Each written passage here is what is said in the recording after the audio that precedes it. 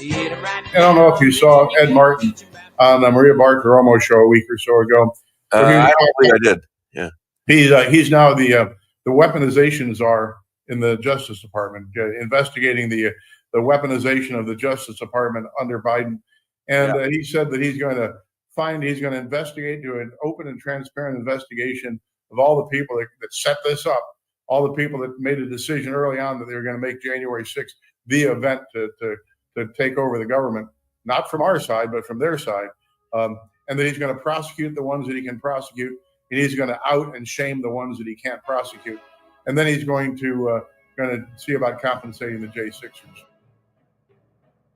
Want to get it off your chest? You're in the right place. They accuse this show of being run by boobs. Well, let me tell you about us boobs. We're real and we're spectacular. Want politics and fun sprinkled with a lot of laughs? Heard in every state in the Union and 1,000 cities around the world. We just finished 16 years of broadcast excellence, now in our 17th year. The Dave Weinbaum Show is streaming live all over the world.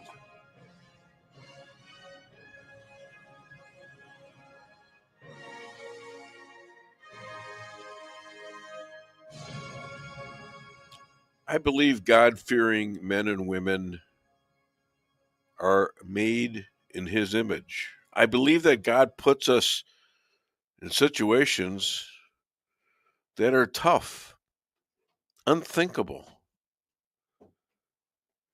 But what I understand is that God won't give up if we don't quit. Think of your own lives and times you gave up to bullies instead of staying in the fight. Present fights we have in the riots are your typically Dem paid for and staffed with radical professional terrorists who lead the war inside of America for money and kicks as leaders of the brainless idiots who are racist, anti-Semitic, anti-Christian, and anti-American, waving foreign flags, blowing up police cars, and blocking all races in their quest to be free in their own country and their own states and their own cities. Donald Trump did not give in to this. It's how he overwhelmingly got elected. The evil Democratic Party, they wanted to save what Biden and Obama were doing and what they were doing with auto pens. And just last night, Israel decided that if they waited any longer to destroy the bullies, the Ayatollahs, that these heathens would destroy the little devil, which they said was Israel, and the big devil, the USA, with nuclear weapons. Thus far, and the news is still fresh, thus far, Israel has taken on this immense attacks on Iran and are doing well. Almost their whole leadership has been annihilated in one swoop attack. Now, the USA is sitting on the sidelines so far. Never give up, never let up, and you'll never let God or your citizens or your country down. May God guide us. Oh, and Trump is still trying to get a deal with Iran. He ain't giving up. Is he in cooperation with the DOJ, Bondi? How about the FBI cash? And how about all these the hiding, the little hiding place apparently in the FBI that they found? Yeah, and well, the answer to the question is that Ed Martin is in the Justice Department now. He's been given the power and the jurisdiction to investigate all the weaponization of government under the Biden administration, wherever it is. I mean, he's got kind of carte blanche, in my understanding, to reach into all the different places, where there was corruption, where there was weaponization. I'm hoping that he's going to go into the issues where it's a big thing for me back when I was running for Senate, and that was a treason committed by Nancy Pelosi and Mark Milley. I talk about this all the time. Yeah. But on January 5th, Pelosi calls up Mark Milley and says, he's crazy, don't you? Meaning Trump. And Milley says, yes. And then Milley says that if Trump is going to go to war with China, he'll warn the Chinese first. This is a really significant weekend. Today is Friday the 13th. Tomorrow, they're supposed to have some kind of demonstrations all over the country, including Rolla, Missouri, of all things. I don't know why, but okay, it is what it is. And it's also, I believe, Trump's birthday and Flag Day. Is that right? Yes. Trump's birthday and Flag Day, and it's Father's Day. Wow. Yes. What a weekend. And am I going to get any sleep this weekend? I doubt it. But I want to thank also Rick, who did all the clips, and we're using a lot from Mark McCluskey, because you know why? Because he is involved in representing most of the 1-6ers, a lot of whom were pardoned by Trump. And he wants to make sure that he's going to set the record straight on whose insurrection this was. It was not those people at the Capitol that day. The insurrections were by the Democrats and by the D.C. police, who were opening. Everybody saw this. They were opening the doors for people to come in. But if you went in for 6 seconds, they'd hunt you down at your house. The FBI would knock down your door. They'd have 40 people there. They'd have helicopters, and they'd have all these machine guns pointed at your children, and your wife or your husband, while you came out naked or barely dressed in a snowstorm. This is what your country did on 1/6 and following. And so we're going to play that back until it sinks in, because he's actively, along with Peter Tickton, who is Trump's best friend, they are actually going and they're going to sue people for what they did to them, for their rights being annihilated, for their ability to get legal help, for all the idiotic judges, including that Boasberg idiot, who convicted these people or got the jury to do it based on what? Because they were Trump supporters. He said it in court. Okay. I also want to thank my lovely bride who's here. And by the way, your hair looks great.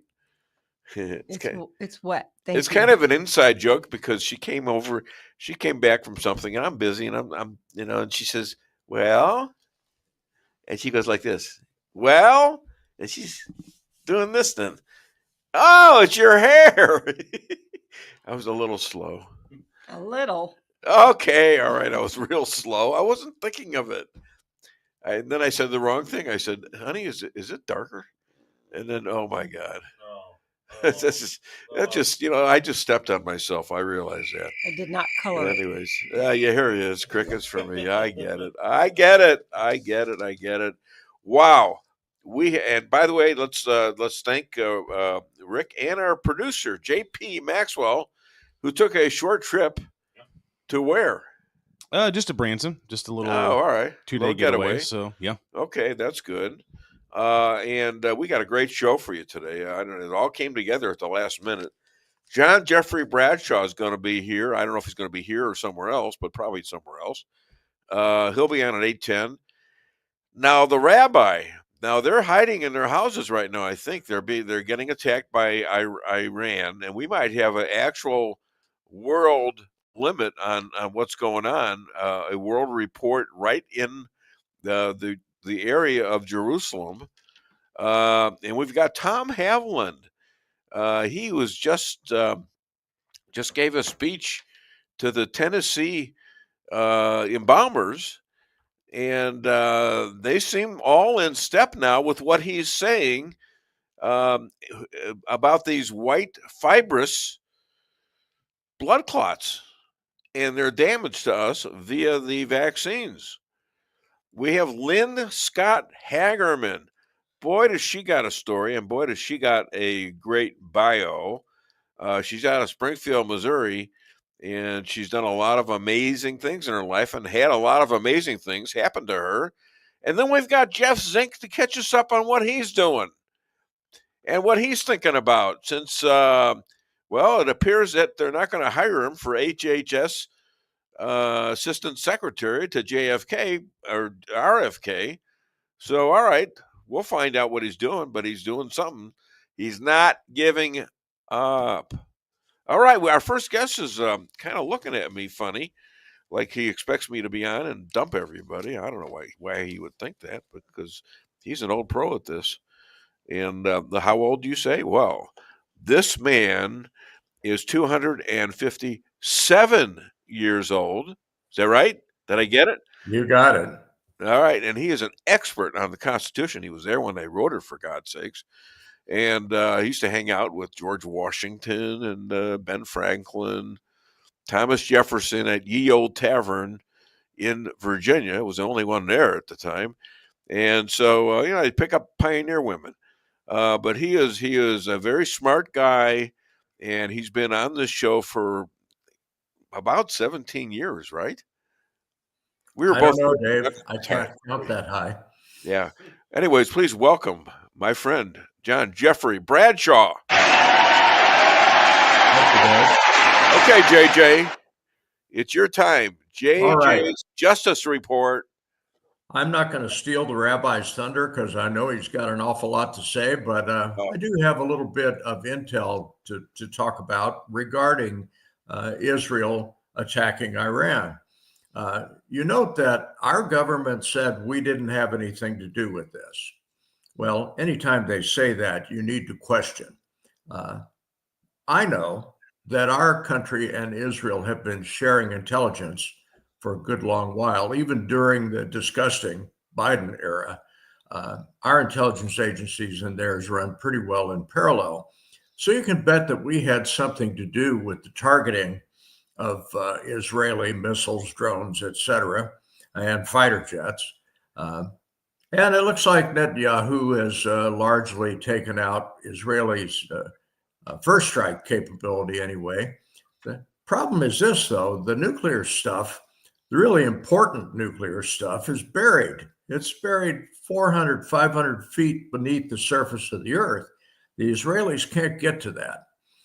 We can. We have bunker buster bombs that will take care of that. So the question is, do we get involved with this? Trump said we're not going to. But other than sharing intelligence, I'll bet you a nickel that there was a lot of negotiation going on between Trump and Netanyahu behind closed doors while this so-called diplomacy with Iran was going on. I know that Trump, when he started diplomacy with these folks, knew that they weren't going to give in. They never have.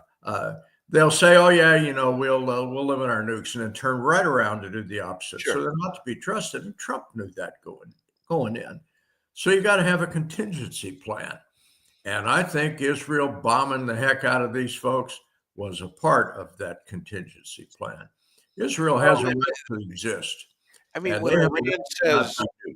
when Iran says during their talks with Trump and the people that we're negotiating with, well, you know what? We're going to double our active role in creating these nuclear weapons for the little devil and the big devil. The little devil being Israel, and the big devil being America. Yeah, the great Satan. So at that time, the negotiators, one of whom was a Jewish guy, by the way, left. They left. Trump emptied out all the people he could find in that area that were American. So they knew it was coming. And Israel, I don't know how much of a shock this was to Iran, but you got to know, if you're a bully and you keep saying we're going to destroy you with nuclear weapons for about 40 years, or saying it, then at a certain point, you got to figure, well, maybe they mean it. Yeah, maybe these clowns are serious about this. I think they are. Yeah, of course. Well, I got to tell you that intel-wise, there's a lot more going on behind the scenes than what our government or Israel is willing to admit. And I think Netanyahu and Trump have orchestrated this thing pretty well.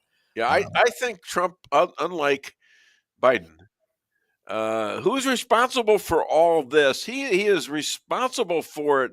Trump had Iran at his feet. Had him at the ropes. Yep. Destroyed them. And that was after Biden and Obama gave him billions of dollars from our taxpayers and stuck it into the country. Yes. Okay, and let them build back. For what? This is your Democrat Party. Actually, it's not yours or mine, because we'll have nothing to do with it. But this is today's. I'm surprised they fly the flag anymore. Arm your enemies. That's what they do. Yeah. So that's all I got to say about Iran. I am sure that the rabbi will have a great deal to say. God, I just hope he's on. I hope he's okay. I hope everybody in Israel is okay. Right. Let's turn our focus back to our country for a little while, though, because there's an awful lot happening here that is pretty dirty stuff. Let's start with Kristi Noem, who I have a great deal of respect for, who has decided to sic the IRS on trying to find out who's funding the LA riots. Good for you, girl. Good for you. Dare her do that. Whoa. It has been leaked that it's our federal government suspects the Waltons. That's Christy Walton, who is heir to the Walton Walmart fame, and George Soros. Now, these are only the two obvious ones. My wife calls her. Well, that Mrs. Walmart is providing this money. I says, who? She says, Mrs. Walmart. And I'm thinking, nicely done, Lisa. Nicely done. That's not their name. It's Walton. There are. But she was kidding. I know she was. There are a couple of groups, though, that have floated to the surface. There's an outfit called the Coalition for Humane Immigrant Rights. I'd never heard of this outfit till I started researching it a little bit. Guess what? The Biden administration gave them $750,000 a few years back, supposedly to support immigrant rights. Joe, what were you thinking? There's another one that's called. Are you kidding me? Are you kidding me at this point? Who was using the auto pen for that order? Indeed. There's also a little thing called the Party for Socialism and Liberation. And this one's a little better hidden. I had to do a little bit of digging on this one, but they are a third party from China. China's funding that. Our enemies and our federal government in the last idiotic regime that we had here were funding this stuff that's causing the LA riots. My hat is off to Kristi Noem, who's investigating this thing, and rightly so. You got to ask yourself, when you see videos of these rioters, and they've got face masks that are up to an equivalent of what the police are using, where the hell they get this stuff? Where did the pallets of bricks come from? Did those just accidentally show up there? Well, if you remember the riots in Portland and Baltimore, the governments there chose not to investigate anything. They said, it's okay to burn. You're okay. You're black, so you're fine. And of course, those are Democrat-run cities. And our federal government didn't investigate that stuff either. They pretty much said, well, Portland, it's your problem. Baltimore, it's your problem. Boy, do we have a different administration now. Well, and then contrast that to the 1-6 experience. Yes. Where almost they didn't do anything wrong. Nobody did anything wrong. We have a serious black and white issue here. They walked in and there were people there that were doing dirty stuff. Aren't you happy that all of that? They were pretending to be Trump people, and they were actually changing their clothes. Yeah. And they went out and they went in. They became Trump supporters when they went in, and then when they went out, they took their clothes so they wouldn't recognize them as Trump supporters. That's from Mark McCluskey. Yes. Remember the January 6th committee, which was nothing but a sham. Yeah. And all of us who watched this sort of stuff said right at the outset, this is nothing but a sham. Sure. No Republicans on that committee. And when they finally put a couple on there, the biggest rhinos in the world, they chose to ignore evidence. They chose to destroy evidence. Boy, is it different now. Oh, We've got a DOJ that is looking at this thing. They're lifting the skirts up and saying, okay, where's the dirt? It's so satisfying. Well, and this is the problem I'm having is putting this all together in one little tiny package, which is what's happening now seems to be connected to what the Democrats are doing, the worldwide wars that were caused by the Democrats. Absolutely. And their claim of almost being independent of the current government and trying to destroy Trump, probably trying to kill Trump, as what Iran had a hit out on him, and probably so did China. Yes. So something's happening here. You know, the Dems are starting to get investigated, and it's starting to become a little bit more agitating than just your average charges. Micaiah, whatever his name was, the former head of the border. Mm-hmm. Well, they want him up on treason.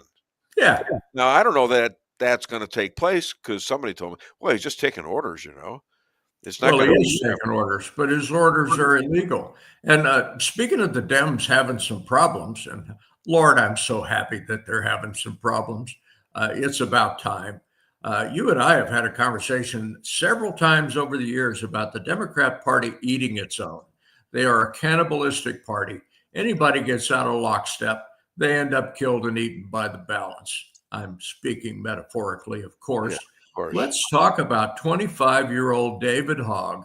Yeah. David Hogg from Sandy Hook. You remember that? This is a kid that's made a career out of surviving a school shooting. Yep. Congratulations. He was, and I note was, co-chair of the Democrat National Committee until they booted his dumb son of a gun out, kicked him out. Why? They said the election was fake. They said that there were other minority people who were ignored to get him elected. Does this sound like the Democrat Party to you? Why did they kick this punk out? Because he wanted to take $20 million of DNC money and kick some Democrat in name only folks out of the party. Yeah, the old Democrats. He was trying to get rid of the old guy. He wanted to primary him. Yep. Yeah, sure. Yeah, well, I'll tell you, the grand old party of the Democrats. And that's a great move for who? That's a great move for Republicans. Well, it's a great move for us. Absolutely. Yeah. I'm thrilled with this. I applaud this. This is a wonderful thing for this kid to get booted out. The guy's a leftist communist, and sure. all you got to do is read some of the stuff this clown has written, and you say, no, this is not somebody that needs to be leading a political party. So hallelujah, he's been kicked out. The DNC is now half leaderless. They're going to have to go back and hold another election. And you can bet that there'll be women of color in that election this time, who they ignored for this, this white boy.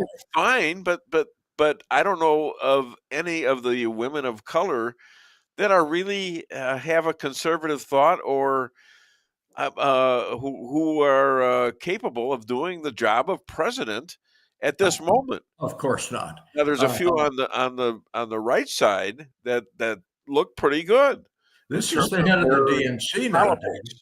We're talking Democrats here. I know. I wish them no good. I hope they found the biggest clowns that they possibly can. They have thus far. I mean, you don't get any bigger than Joe Biden, and then replace him for Kamala. But if you look at the DNC has had serious problems the last year or so, starting when they lost the election and went down in flames. When some of their folks were saying, "Oh, no question about it, Kamala's got this in the bag," and she lost by a landslide. Oh my God! Hey, JP, give me the Obama speech. I want to run this by you because it's. I'll forget, and then I'll have the rabbi on. I'll forget the whole thing. But it's all right. Bring it on. I want you to listen to what he said in 2014. Criminal, you'll be deported. If you plan to enter the U.S. illegally, I remember that. Getting caught and sent back just went up. The actions I'm taking are not only lawful, they're the kinds of actions taken by every single Republican president and every single Democratic president for the past half century. If you're a criminal, you'll. Okay, so what do you think of that, JJ? Tell me all about that. Obama was a pretty good speaker, and that was one of the few times he actually came up with something that made an awful lot of sense. Well, he didn't do the opposite, though. But of course he did. He's a Democrat. They lie. Clinton made a similar statement about it, and that's been on TV for a while. That back in the 90s. But Dave, the difference is huge. It's monumental. Yeah. We now have a president that actually fulfills his promises. And did it in his last term. Yeah. He said, "We're going to come get you." They are. Tom Homan is doing yeoman's work in rounding up these clowns. And, let's talk about LA again for just a minute. Homan and his buddies were rounding up criminal cartel gangs in LA. Now, how can the governor of California and the mayor of LA support not arresting these people? How can they support that? They are so far on the wrong side of this argument. Recall, Dave, we got midterm elections coming up. Yeah. And if you think these folks aren't politicking for midterm elections, you would be wrong. They're getting after it. The trouble is the Democrats have this track record that is absolutely indefensible. But it makes sense because it makes no sense. It makes this kind of sense that without these people to vote for them, they're not going to win. They need these people in their states. They need these people, these extra people that came from Biden and Kamala to register and to vote for Democrats. I recognize that, who else Dave. is going to vote for them? You and I have discussed this for decades now. Yeah. Well, almost decades, at least one. Their whole idea is to populate the voting populace with leftists who are going to vote for them and put them in power perpetually. Of course, that's what they want to do. Sure. It's right out of this book. Yeah, it's where this came from. Yeah. And it's radicals rules for what? Well, this is Rules for Radicals. Yeah, that's Saul Alinsky. If you really want to know how to beat them, Rules for Defeating Radicals from our own Adamo. They're not going to be on today. Both of these are rather dry reads, okay? Yeah. But once you get into it and you've read Rules for Radicals and then you read what Chris has written, oh my God. Short of killing these people, we can actually beat them at their own game if we're willing to do it. I think you're right. So, okay, we were talking about California. Newsom, if you recall, governor of California, the guy with a nice haircut and not much in between his ears, has been talking about running for president of the United States. If you look at what he has done, and let's start with the fact that half of LA burnt to the ground. Yeah. And his response to that was absolutely awful. Then you got the LA riots in which he is siding with the rioters. Yeah, obviously. And he is. Yeah, you watch the video clips of this guy, you watch what or listen to what he has to say. Is this presidential material? Now, Dave, I pray that this dude runs for president of the Democrat Party. I pray that he does, because he will go down in flames. The national populace, our patriots that vote in elections, will have absolutely nothing to do with this clown. And even the Democrats, who some of them are pretty left-leaning, are going to look at this guy's track record and say, you actually want this clown for president of the United States? Are you kidding me? So, Dave, this is good. This is so entertaining. Well, people are so much more educated now as to what they were like 10 years ago, even 4 years ago. They know what a tragedy it is to get Democrats who don't understand what they're doing. Their job is being in politicians. Yeah. And when you got Reagan in there, he knew a little bit about he was an actor and all that, but he had common sense. When you got Donald Trump in there, he's got common sense. There's two genders. There's not 68 genders. And that's it. It's given. You get two. That's it. That's what God gave us, Dave. That's what God gave us. And, why are we even arguing about this? It's been this way forever. This isn't new stuff. Okay? Well, it is So people know about this now. They don't like it. When that woman in Congress, when one of Trump's people tried to speak and answer an accusation, and she finally said, "Well, you just don't know how to talk to a woman. You don't know what a woman is." I doubt that was the purple-headed lady, right? No. She's just as bad. But no, this was another one. I know what you're talking about. She's from India, I believe. Oh, different leftist. Okay. Yeah. It just galls me that the Dems have gotten away with this as long as they have. Now we're coming up on the clock, Dave. So I got a definition for you here and a little discussion. You good for it? Sure. Got the word is called rescission, and it's not something that you hear very often. Congress is known to allocate money and never pay any attention to where it goes after they vote for it.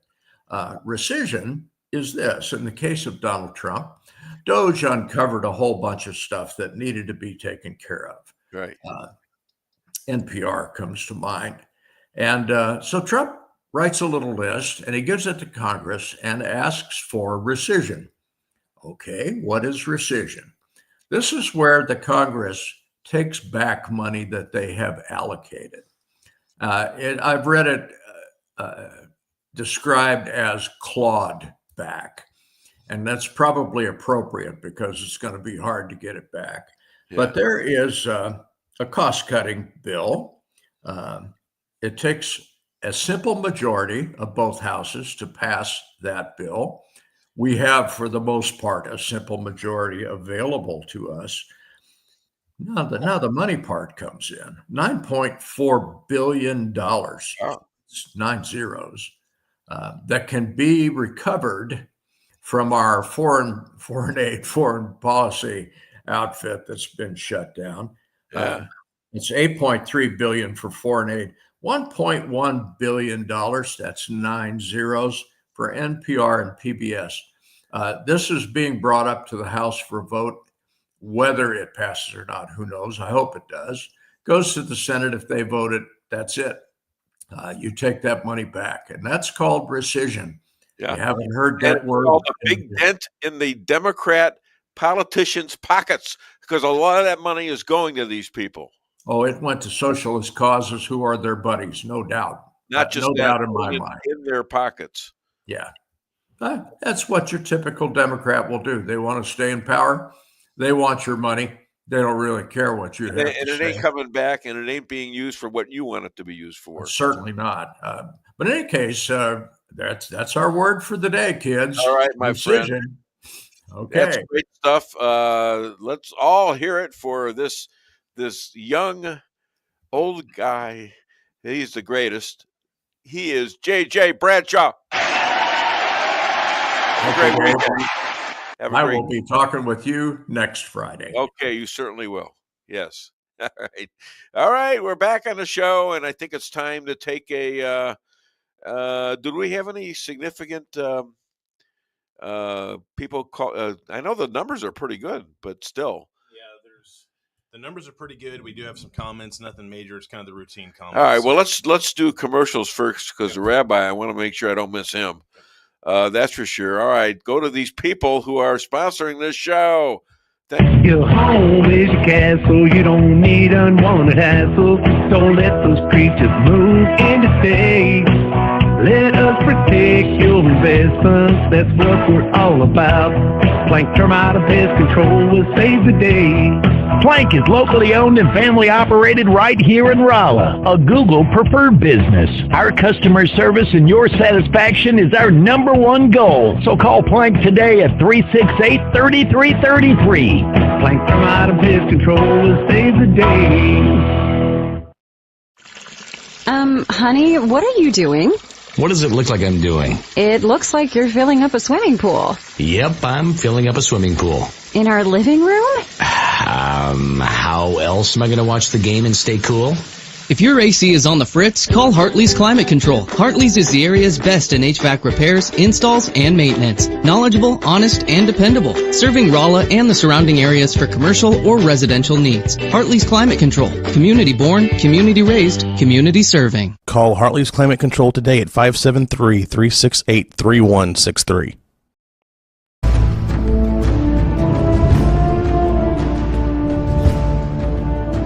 Never be too coy to tell your friends and family about Koi Sushi and Hibachi.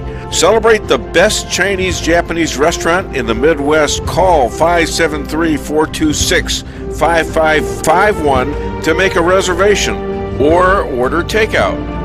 Locally owned, 1808 North Bishop, Rolla, Missouri.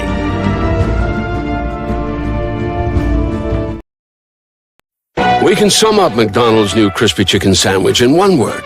Crispy, but also juicy and tender. Okay, it's crispy, juicy, tender, all one word. But then, also pickle. Oh, and potato bun, which is 2 words. Okay, we can't sum up our new crispy chicken sandwich in one word, so you'll just have to try it to understand it. Order ahead on the McDonald's app at participating McDonald's. Ba-da-ba-ba-ba.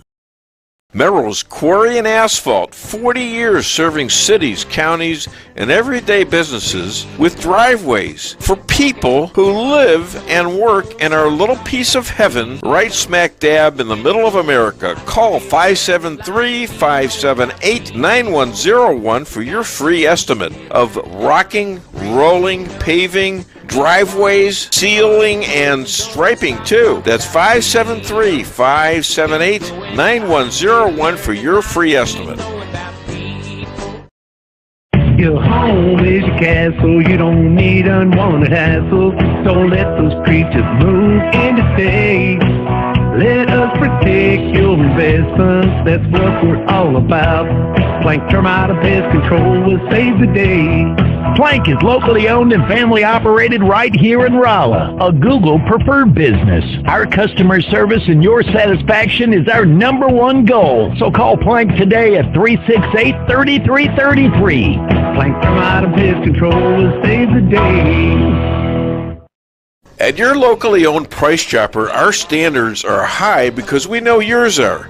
See for yourself what an incredible fresh selection of grocery items we have in store. Talk to our expert meat associates about what you're looking for. They're happy to meet any special requests like custom cuts, or see our expert produce associates on how to pick out the best fruits and vegetables. Quality in the deli means fresh, full flavor, and always delicious. If you're craving fresh baked goodness, we have that too. You can expect the best selection and the best value while interacting with our friendly and knowledgeable employees. You can find what you're looking for fast and easily at the best prices at Price Chopper. Fresh savings every day. teach 'em, sit 'em right down.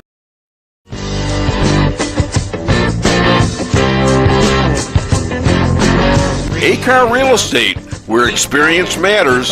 532 million sold since 2003, the #1 sales volume in Phelps County.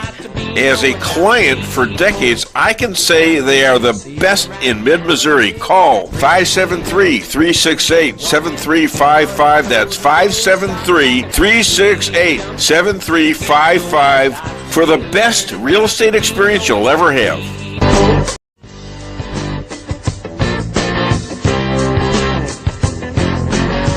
Insurance going up like crazy? Daniel and Henry Insurance is one of the largest private insurance companies in the world. Richard Boyette, 314-444-5011. He's my guy at Daniel and Henry for 10 years. Business or personal, call Richard at 314-444-5011. He's the best.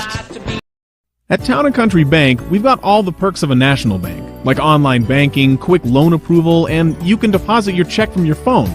But that's not why our customers love us. They love us because we still offer hometown customer service. Stop by one of our 2 Rolla locations and let our friendly team remind you how special hometown banking can be.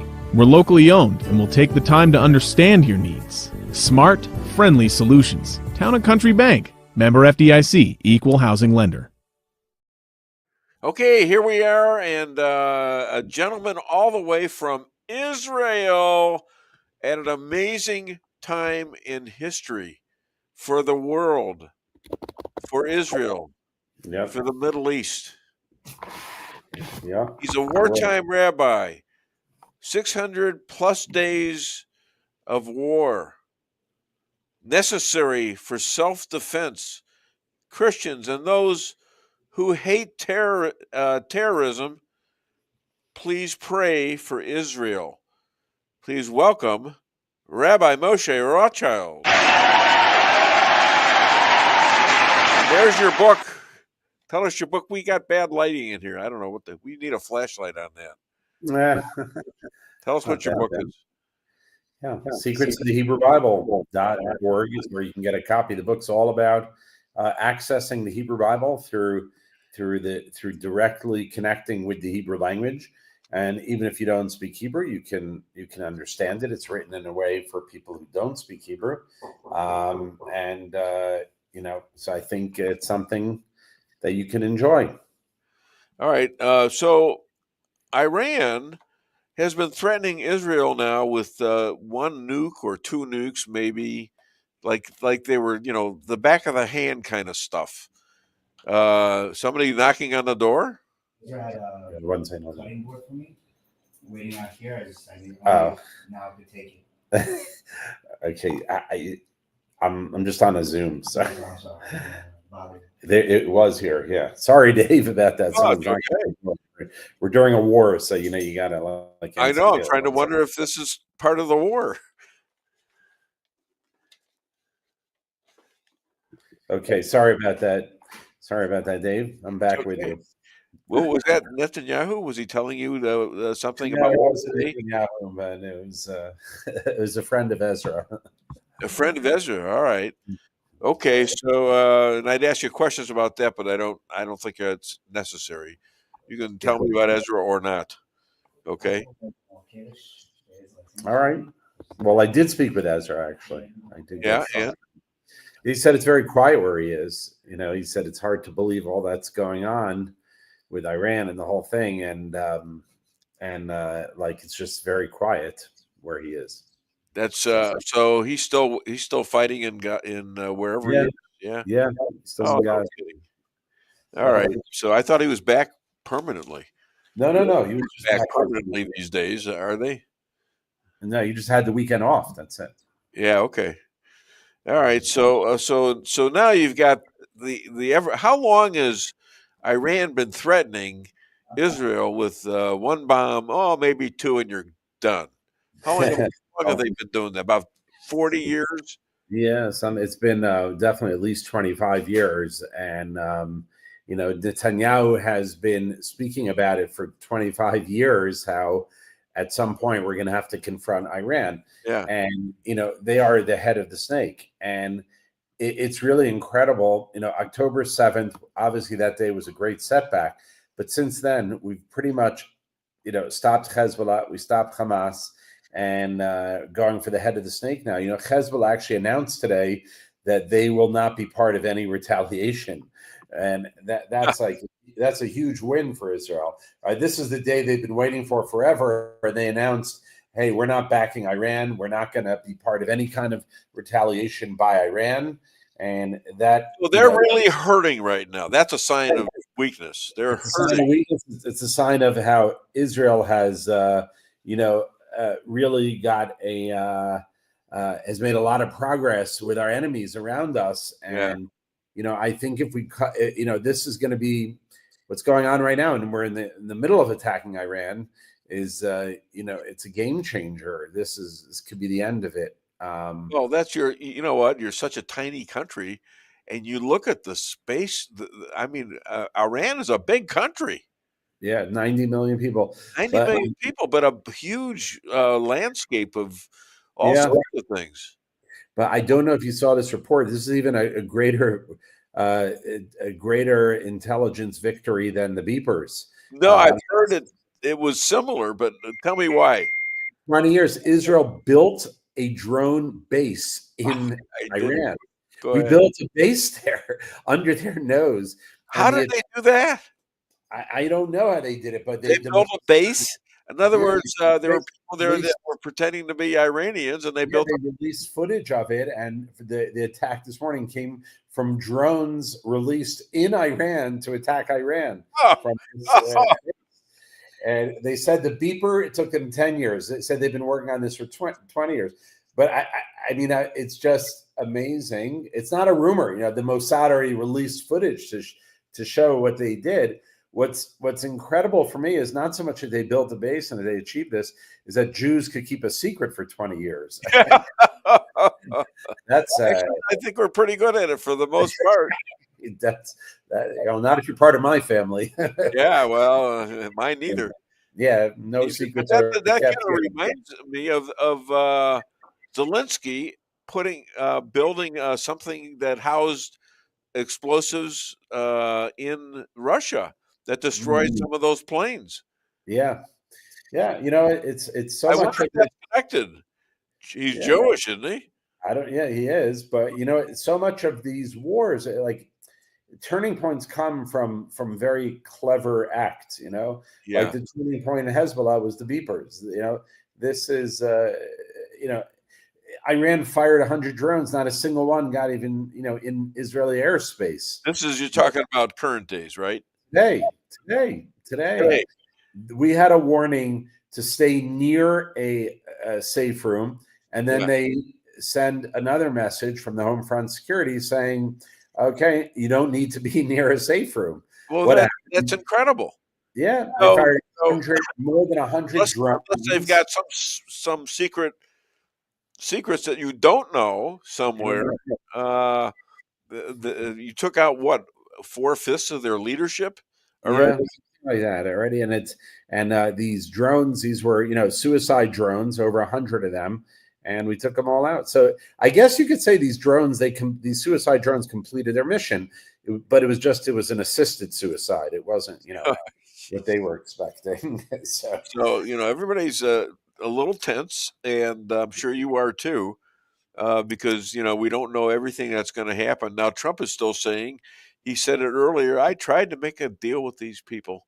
He said it earlier today. He says, but we can still do it. He still believes they can do a deal. Now, is he got something there, or because after all, the people of Iran, they're Persians. They don't like the Ayatollahs. They don't like them at all. No, so possibly he'd be making an agreement with different leadership in Iran that would be Persian the way it used to be. Right. This would be a great scenario, a change of leadership there, back to how it was, before 1979 when you had a friendly country. And if we go back to those days, which I believe is what the Iranian people want, that would be a phenomenal outcome here. I think it's about 80% of them are very anti-Iranian government right now, and probably would be in support of Israel. And that being 20% of them don't want to, they may or may not agree, but they might be a little scared to put something that might until they're sort of convinced, that this is the time to do that. So we could just talk about regular business. This is like regular, but well, that's okay. 600 days in a war, got all these people killed, and you're still hostages, right? Yeah, we got a couple more hostages back this week, though they were not alive, and so that was a bit of a was sad. But getting bodies back is also important because so people can have closure and be able to bury their loved ones. So, I wouldn't call it a win, but it's definitely beats the alternative of leaving dead bodies in the hands of the Hamas. So here's another question then, going back off of the war for a second, but it's kind of connected. Why did you kidnap Greta Thunberg? Why did you do that, Rabbi? Yeah. Oh my God. The fastest kidnap and release ever. Well, Israel kicked her out, and they gave her challah sandwiches. Did they use your bread for it? Yeah. They had a choice whether they could be deported immediately or and she elected to leave. So they sent her on a plane. They gave her a bad seat, non-reclining near the bathroom. Oh my God. Well, no wonder she's pissed off. Yeah. She wants a business class ticket. And yet Trump is telling Bibi, the war is exhausting itself. The war is exhausting itself. Finish it. Well, I think this is probably the coup d'etat. Yeah, well, they're saying the whole run up to this attack last night against Iran were all a bunch of smoke screens, where Trump's saying don't attack them and this and that. Yeah. But he knew he said I knew they were going to attack them, but all of that was part of the theater, of trying to surprise Iran. And also he's trying to make sure you don't harm any. We won't get involved. Of course, they're involved, but they're not out there fighting with with our army yet. However, he says you touch one American and we'll be on you like white on rice. Right. So I don't know the I can't confirm it, but I've read reports that they have fired at American bases in the region. We'll see. I don't know.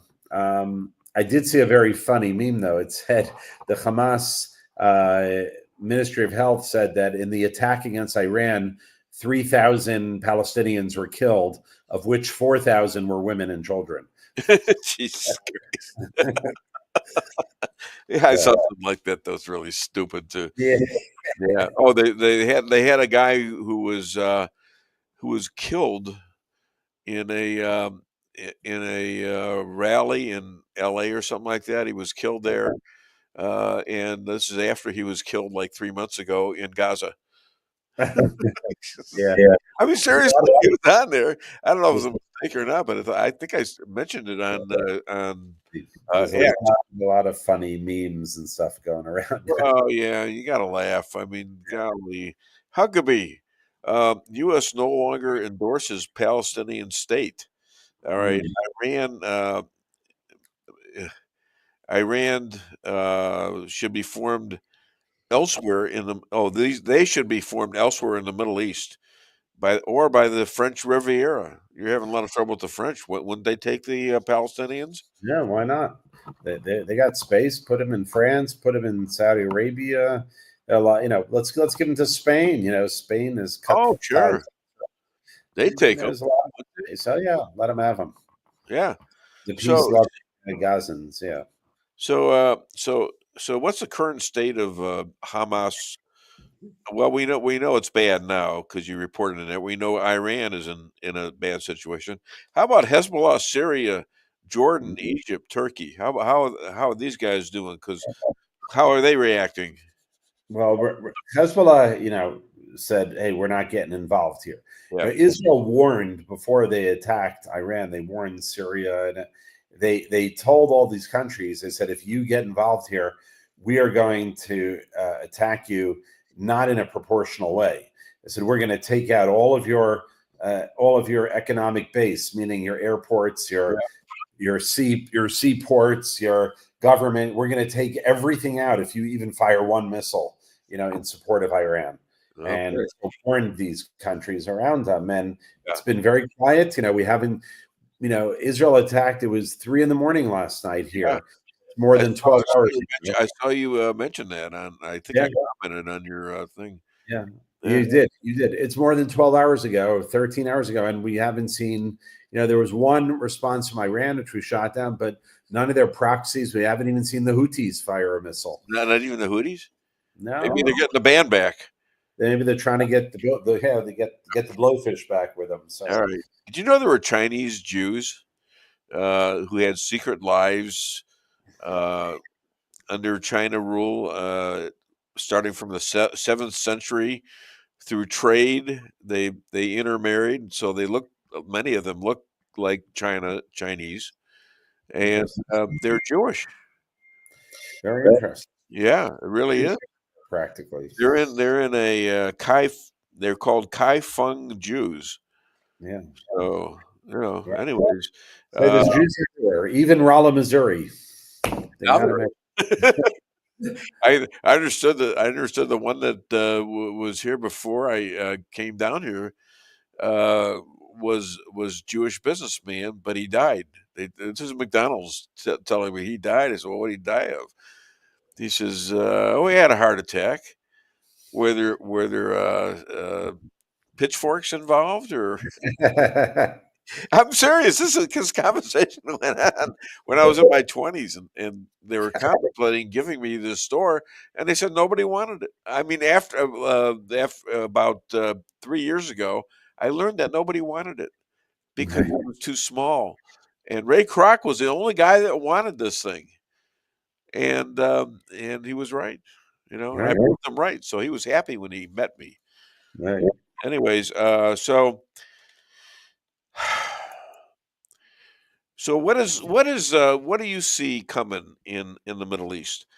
What do you see? What do you see? What are you hoping for, and what are you going to settle for?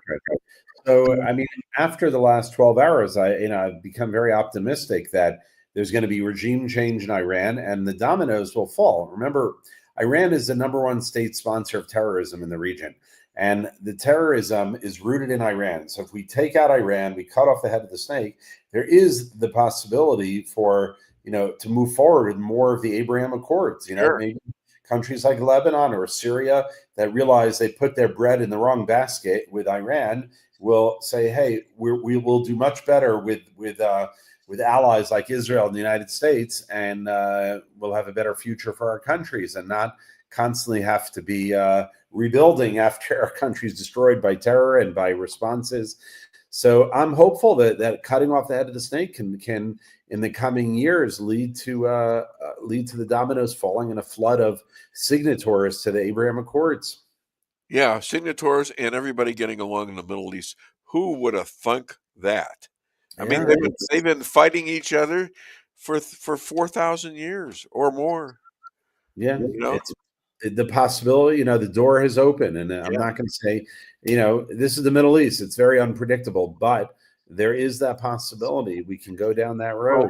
When the main power is able to deal with itself, like Israel now has dealt with itself, and understand their role in this, which is to be much more relenting than nice, right? Much more responsive to what the other people are trying to do to them, then that can happen. And I think Trump is the guy to have in there.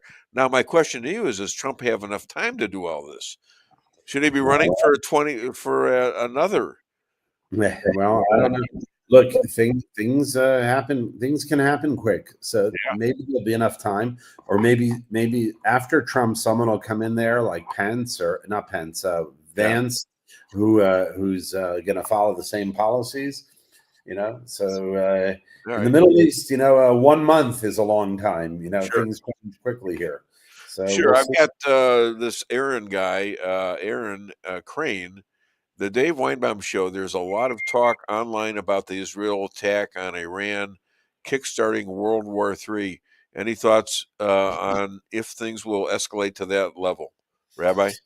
My feeling is that no. I mean, the last 12 hours have demonstrated that Iran seems to be standing alone. Even their own proxies are not engaged. They're not getting involved in this. Russia is too busy with Ukraine. China doesn't care. I can't see this becoming more than what it was. If Israel had waited longer, that could have been it. Iran had nuclear weapons and attempted to use it, then perhaps. But because we nipped it in the bud before it got to that level, I can't see this being the catalyst to get all these major nations behind Iran. In World War II, you had the Axis, versus the Allies. Here you don't have enough nations behind Iran to trigger World War III. Well, that's a good question and a good answer. Great answer. So, other than Dave Weinbaum Show, where can people find you and buy your book and contribute? Okay, they can get a copy of the book, Secrets of the HebrewBible.org, at the website. And if they want to go to our website, IsraelAlliance.org or Facebook.com/Israel Alliance. We'd love to hear from you guys. Every day I'm still alive, I think to myself, I die to be reincarnated.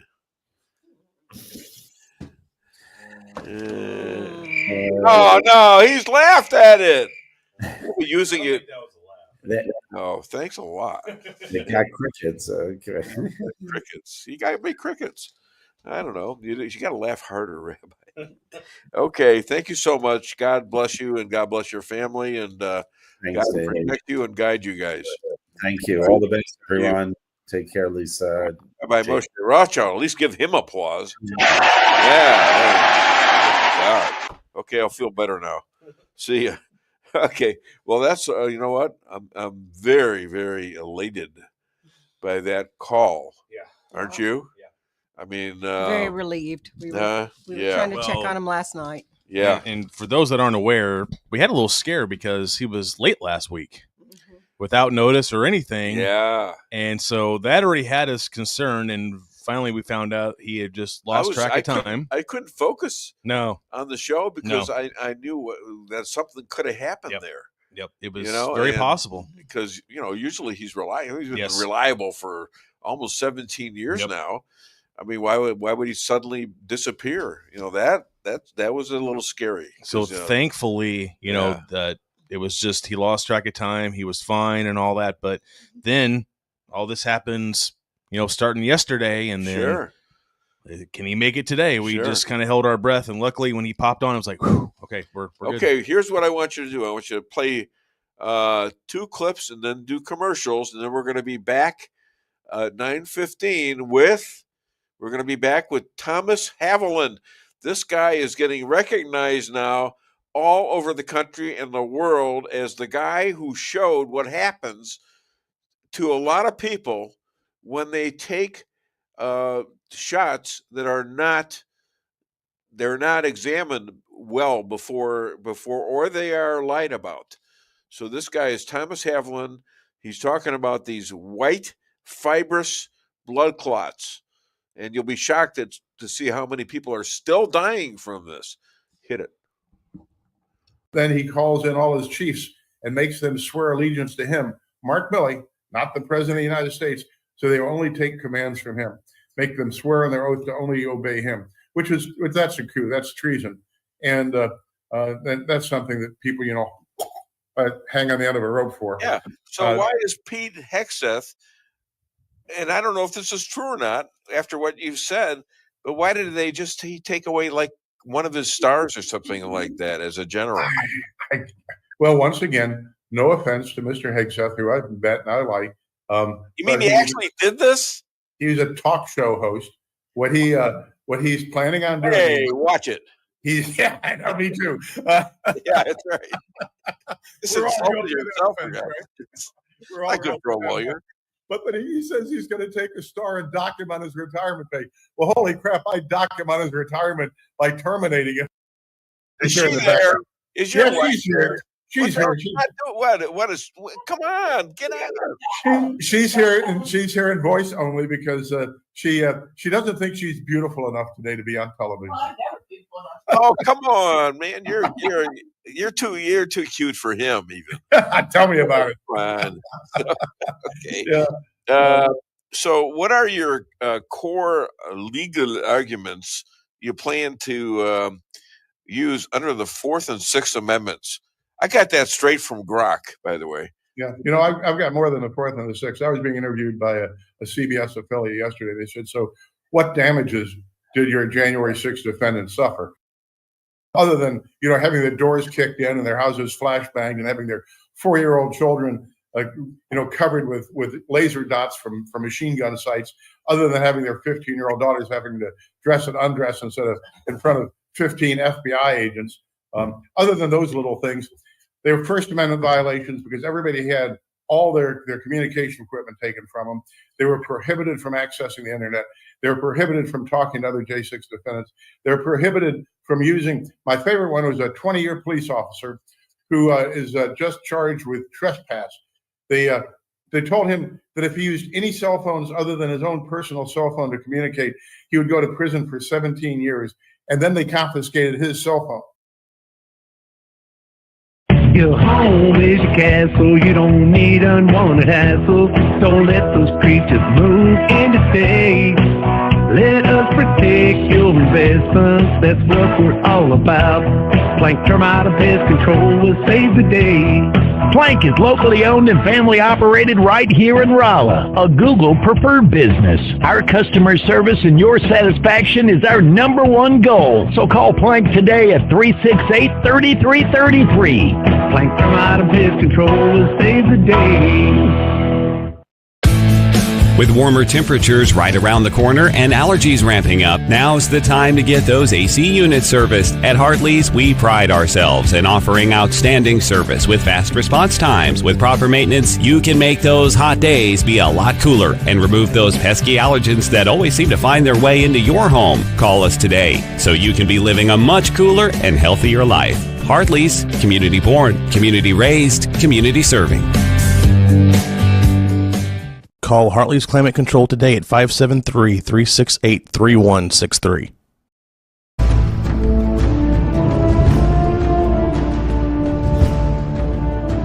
Never be too coy to tell your friends and family about Koi Sushi and Hibachi. Celebrate the best Chinese-Japanese restaurant in the Midwest. Call 573-426-5551 to make a reservation or order takeout. Locally owned, 1808 North Bishop, Rolla, Missouri.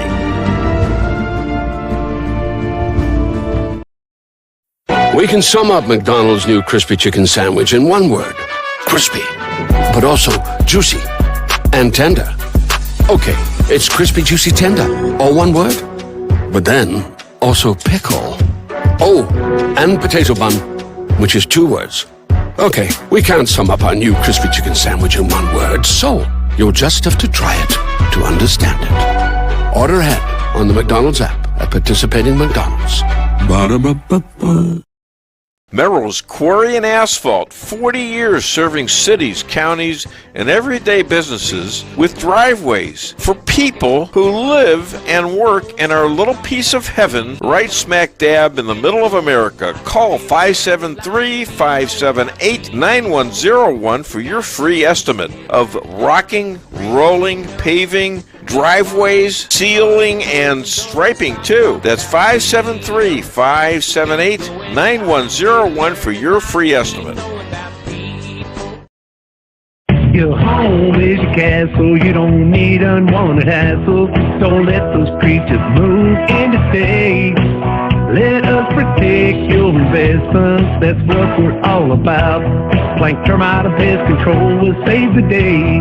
Plank is locally owned and family operated right here in Rolla, a Google preferred business. Our customer service and your satisfaction is our number one goal. So call Plank today at 368-3333. Plank Termite and Pest Control will save the day.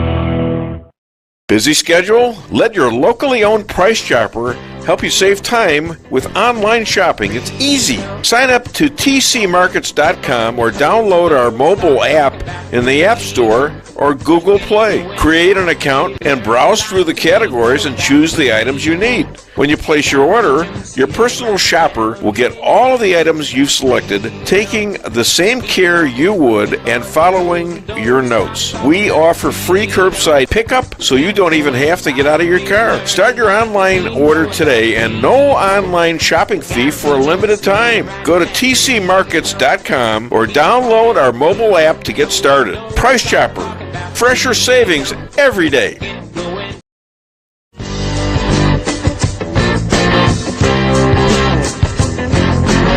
A-Car Real Estate, where experience matters. 532 million sold since 2003, the number one sales volume in Phelps County. As a client for decades, I can say they are the best in mid-Missouri. Call 573-368-7355. That's 573-368-7355 for the best real estate experience you'll ever have. Gotta reach 'em, see it right now.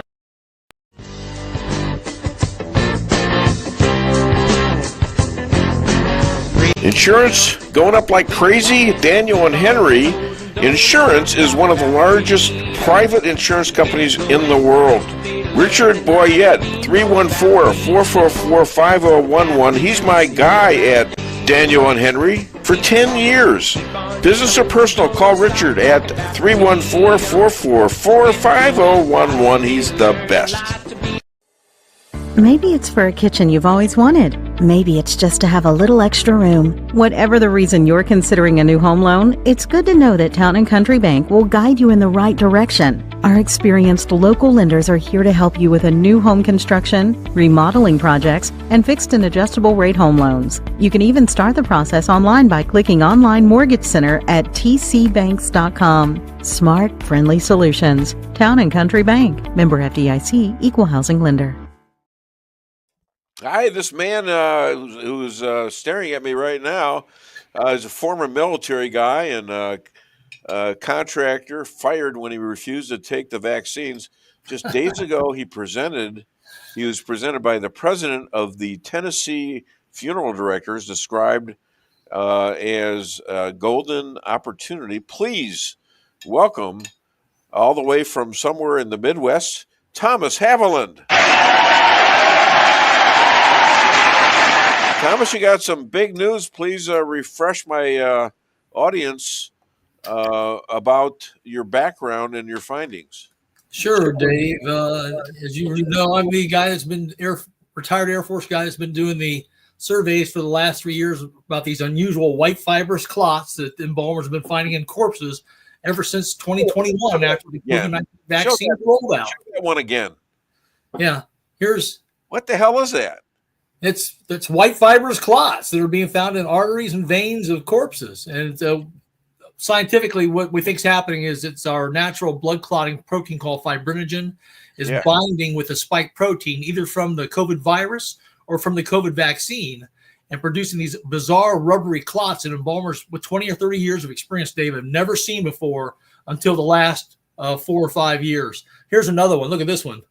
This is about 5.5 inches long. Is that from one person? Yeah, this is out of the abdominal aorta. It's one of the largest blood vessels in the body. It's a huge one. So what I've been doing these embalmer surveys the last 3 years at the end of each year.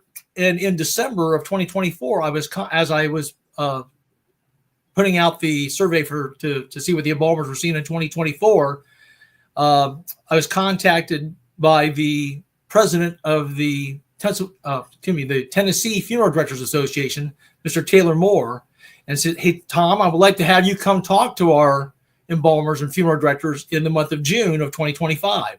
So that happened this last weekend. He reached out to me and said, I want you to talk to my embalmers and funeral directors about what your surveys are seeing and what my embalmers are seeing. Yeah. Yeah. So I went down to Franklin, Tennessee this last weekend.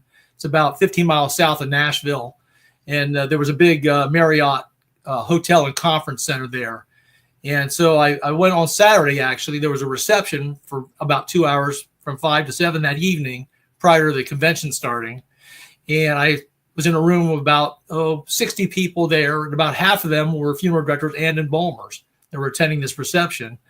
And we just got a chance to break the ice a little bit. And in fact, one of the first people I asked embalmers, I said, hey, are you seeing the white fibrous clots? He says, well, what do you mean? And he pulled out his phone here and he showed me a photograph of a white fibrous clot that he had just removed last month in May from one of his corpses. Now why is that significant? That they're still removing white fibrous clots in just days ago. Well, it's significant, Dave, because most people stopped taking their COVID jabs, back in 2021. Exactly. 80% of American adults took at least the first 2 jabs back in 2021. But most people passed on the boosters since that time. So it's alarming that the embalmers are still finding these things. And it's an indication that it may take several years for these things to build up and grow to the point where they finally block a blood vessel, an artery or vein, and then give you a stroke or heart attack.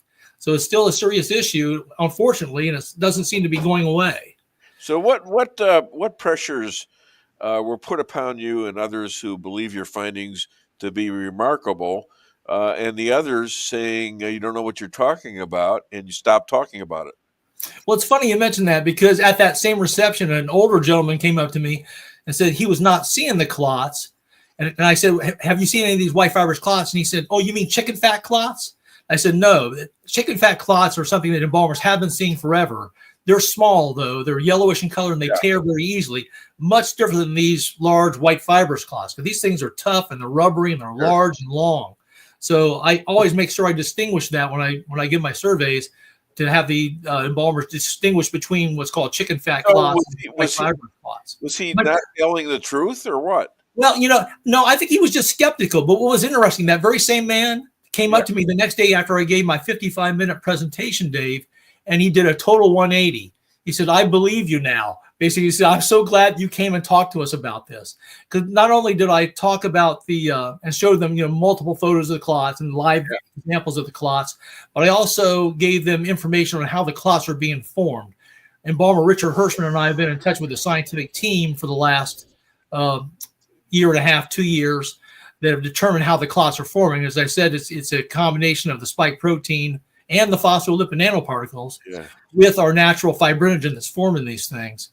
But what was interesting, Dave, though, something really spectacular happened at that event. After the reception, and by the way, other people came up during the reception and said, even embalmers and funeral directors, and said, hey, my wife wants to come see this thing too. Because, in fact, one of the wives was a nurse at a Tennessee hospital, and she's suspicious about things that have been going on at the hospital in terms of response. So she was very intently wanting to see the speech that I gave the next day.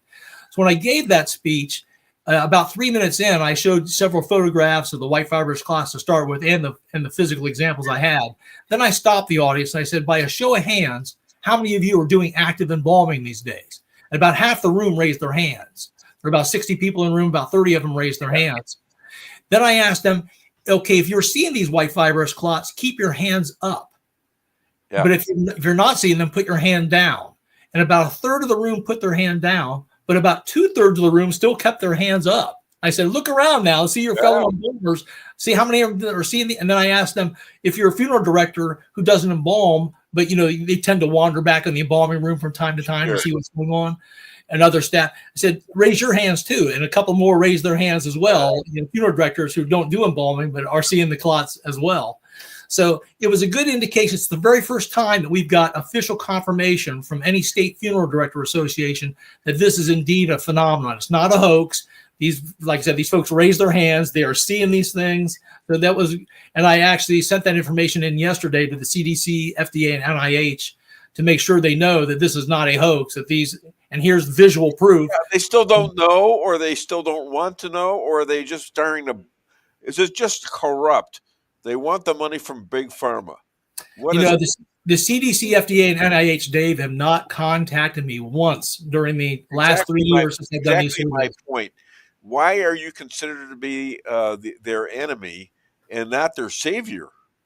I know. I'm doing all their work for them. They should be doing this work themselves. Yeah. Yeah. And so should the drug companies. Absolutely. They should be finding out what's causing this. And like I said, the correlation is very suspicious. The timing between the time of the rollout of the vaccines and then the first appearance of these things. And what was interesting? Appear. What's that? And they're still appearing today. I know. Yes. And they're still advertising. Right. We took this opportunity since I was down there. I said, well, why don't I go ahead and run a survey to see what these embalmers are seeing for the first half of 2025? Since the last survey I did covered through 2024. Right. So the Tennessee embalmers, I gave them a paper survey, and 28 of them responded to that survey, Dave. And of those, 25 of them are actually doing active embalming. So we got a good mix of active embalmers in there. Of those, 18 of the 28 that responded, Dave, are still seeing the white fibrous clots. No kidding. Okay, that's so 64%. I saw somewhere where it's down a little bit. But right. In our last survey, now and then, from people who took the shots, how is it going down? And what's the cure for this? Is there a cure for these white fibrous blood clots, or should you take that along with the shot? I mean, how is it fixed? There doesn't seem to be a cure for the white fibrous clots, unfortunately. Now, I've been in contact with an endovascular specialist and cardiologist in Jacksonville, Florida, who works in what's called a cath lab. And he's been removing these white fibrous clots from living people for the last 4 years as well. And what he does is he goes in with flexible catheters that either suck the clot out, they scrape it out, or they lasso it out. That's the only way that they seem to be able to get these clots out of the body once they've formed. They've tried to use clot-busting drugs such as tissue plasminogen activator. It's called TPA. Yeah. Works great against the regular traditional grape jelly clots and chicken fat clots. Doesn't work at all against these white fibrous clots. So then they have to go in with those catheters and get them out. Okay, so if they get them out, does it stop or do they grow back? Well, unfortunately, if the spike protein being produced by the mRNA vaccines, if the mRNA vaccine is still active in your body and it's taken over your cells, it can continue to produce the spike protein, which then drives more of these clots to form. So yeah, you're really just treating the symptom by going in to get the white fibrous clots, and they can reform again and vaccinate a person if they're continuing to produce the spike protein. So the way to stop the spike protein from forming is to use, Dr. Peter McCullough recommends a regimen of nattokinase, bromelain, and curcumin. You can go on his wellness company website and take a look and see those 3 natural supplements. What's great about that is they're natural supplements. You do not need a prescription to get them. And he'll be the first to tell you there's no randomized control trial that seems to that has been run on those, but he's used them with his own patient and it seems to work pretty well. So if you got a shot, let's say in 21 or 20, and you haven't had any problems, and you don't seem to be ill or anything like that currently, are you pretty well okay? Or that's a good indication. We don't know for sure because some of these things may manifest 5, 10, 15 years down the road. You may be taking. So should you get in and get checked to see that you don't have these white fibrous blood clots? You could. I mean, if you are really worried about that, you can go in and have some blood testing done. You can do what's called a D-dimer test that checks for clotting in the blood. There's another test called a VEGF test that checks for damage to what's called the endothelial lining of your blood vessels, the thin inner layer of blood cells that line your blood vessels. And then there's another one called a CD40 ligand test that can be taken that shows platelet activation as well. If those are off, then it might be an indication that you have some vascular damage going on. But, other signs you can look for are shortness of breath, tightness in the chest, brain fog, vision problems. This could be an indication of this white fibrous clot, or it could also be an indication you have microclotting problems. That's another phenomenon the embalmers talked about, and I surveyed them as well, and 70% of the Tennessee embalmers are still seeing the microclotting, which they call coffee grounds or dirty blood in the drainage coming off the corpse. And that can be just as dangerous as the white fibrous clots, Dave, because it blocks the exchange of oxygen at the lungs, your small capillaries. where this occurs, and then carrying that oxygen to all your major organs of your body, including your brain, your eyes, where you have very small capillaries. Well, so microclotting is an issue too. Speaking of the medical field, how's your treatment been by doctors and hospitals? Yeah, I can't get them to take any of my surveys, Dave. They are silent about it. You know, last October. Well, a lot of them push the jabs, right? On their patients, told their families and loved ones. They probably most of them took the vaccines as well, so they may have thou shalt not do any more harm. Thou shalt not do harm. What happened? Amen. I know. There are a couple. We asked a couple of new questions on the survey I gave to the Tennessee embalmers this last weekend. One of them was I asked them, "What's the longest white fibrous clot you've removed from a corpse in 2025?" 9 of them said between 1 to 2 inches long. 7 of them said between 3 to 5 inches long. 5 of them said between 6 to 12 inches long. Oh my God! And one of them said more than 12 inches. He pulled out a white fibrous clot that was longer than 12 inches. Oh, so. Another question we asked him is, has any family members of the deceased ever asked you to look for the white fibrous clots as you do in your embalming, or asked if you found the white fibrous clot when you did the embalming? What's interesting is out of the 28 that responded, only 1 said yes. So it's telling me that the family members either maybe don't know about the clots, or maybe they do know about them. They're too embarrassed to ask the embalmer to look for them, or maybe there was nothing unusual about the death, so there's no reason to ask them, Well, if you're told that, you died, your uncle or your aunt died of a heart attack, when it really caused by, see, that's the thing you're dealing with here. Yes, death certificates can be mislabeled with generic causes on them without specifying that was actually the white fibrous clot. There's still, other than your study, you're about it, right? I am it. Myself and my partner, Laura Kasner, we're the only ones in the world that are tracking both the timing and the prevalence of the white fibrous clots and the microclotting issue. Nobody else in the world is tracking this other than us. So going back, me and my wife had this in about 21, was it? 1921, right? Or 2021? I think it's 2021 was the I'm not year the jabs came out. Yeah. So after we got it, I called my doctor, who was always big, wanted us all to get this thing. He used to wear glass masks and all that stuff. 25 years been with the guy, and I've got it. And I just discovered the VAERS report too. Meanwhile, my wife is giving me ivermectin, and I'm taking that. She's her dad was a vet, with big animals and horses and stuff like that. And so we took this, and I called my doctor. I says, do you ever hear of the VAERS report? He said, what? I says, well, it's from the CDC. Look, he says, I read the New England Journal of Medicine every week, cover to cover. And he says, I haven't seen that. So I looked it up. I linked it with the New England Journal of Medicine and found out, dang it, that it is in there. And when I told him that, he says, yeah, I guess I saw that. I said, well, I got a couple more words for you. You're fired. This is amen, Dave. Yeah. You're fired. I mean, what was he trying to do? He says, well, and then I asked him about the antibodies before that. He says, well, we don't know anything about that, but you need the shots. You and your wife need the shots. Yeah. This is ridiculous.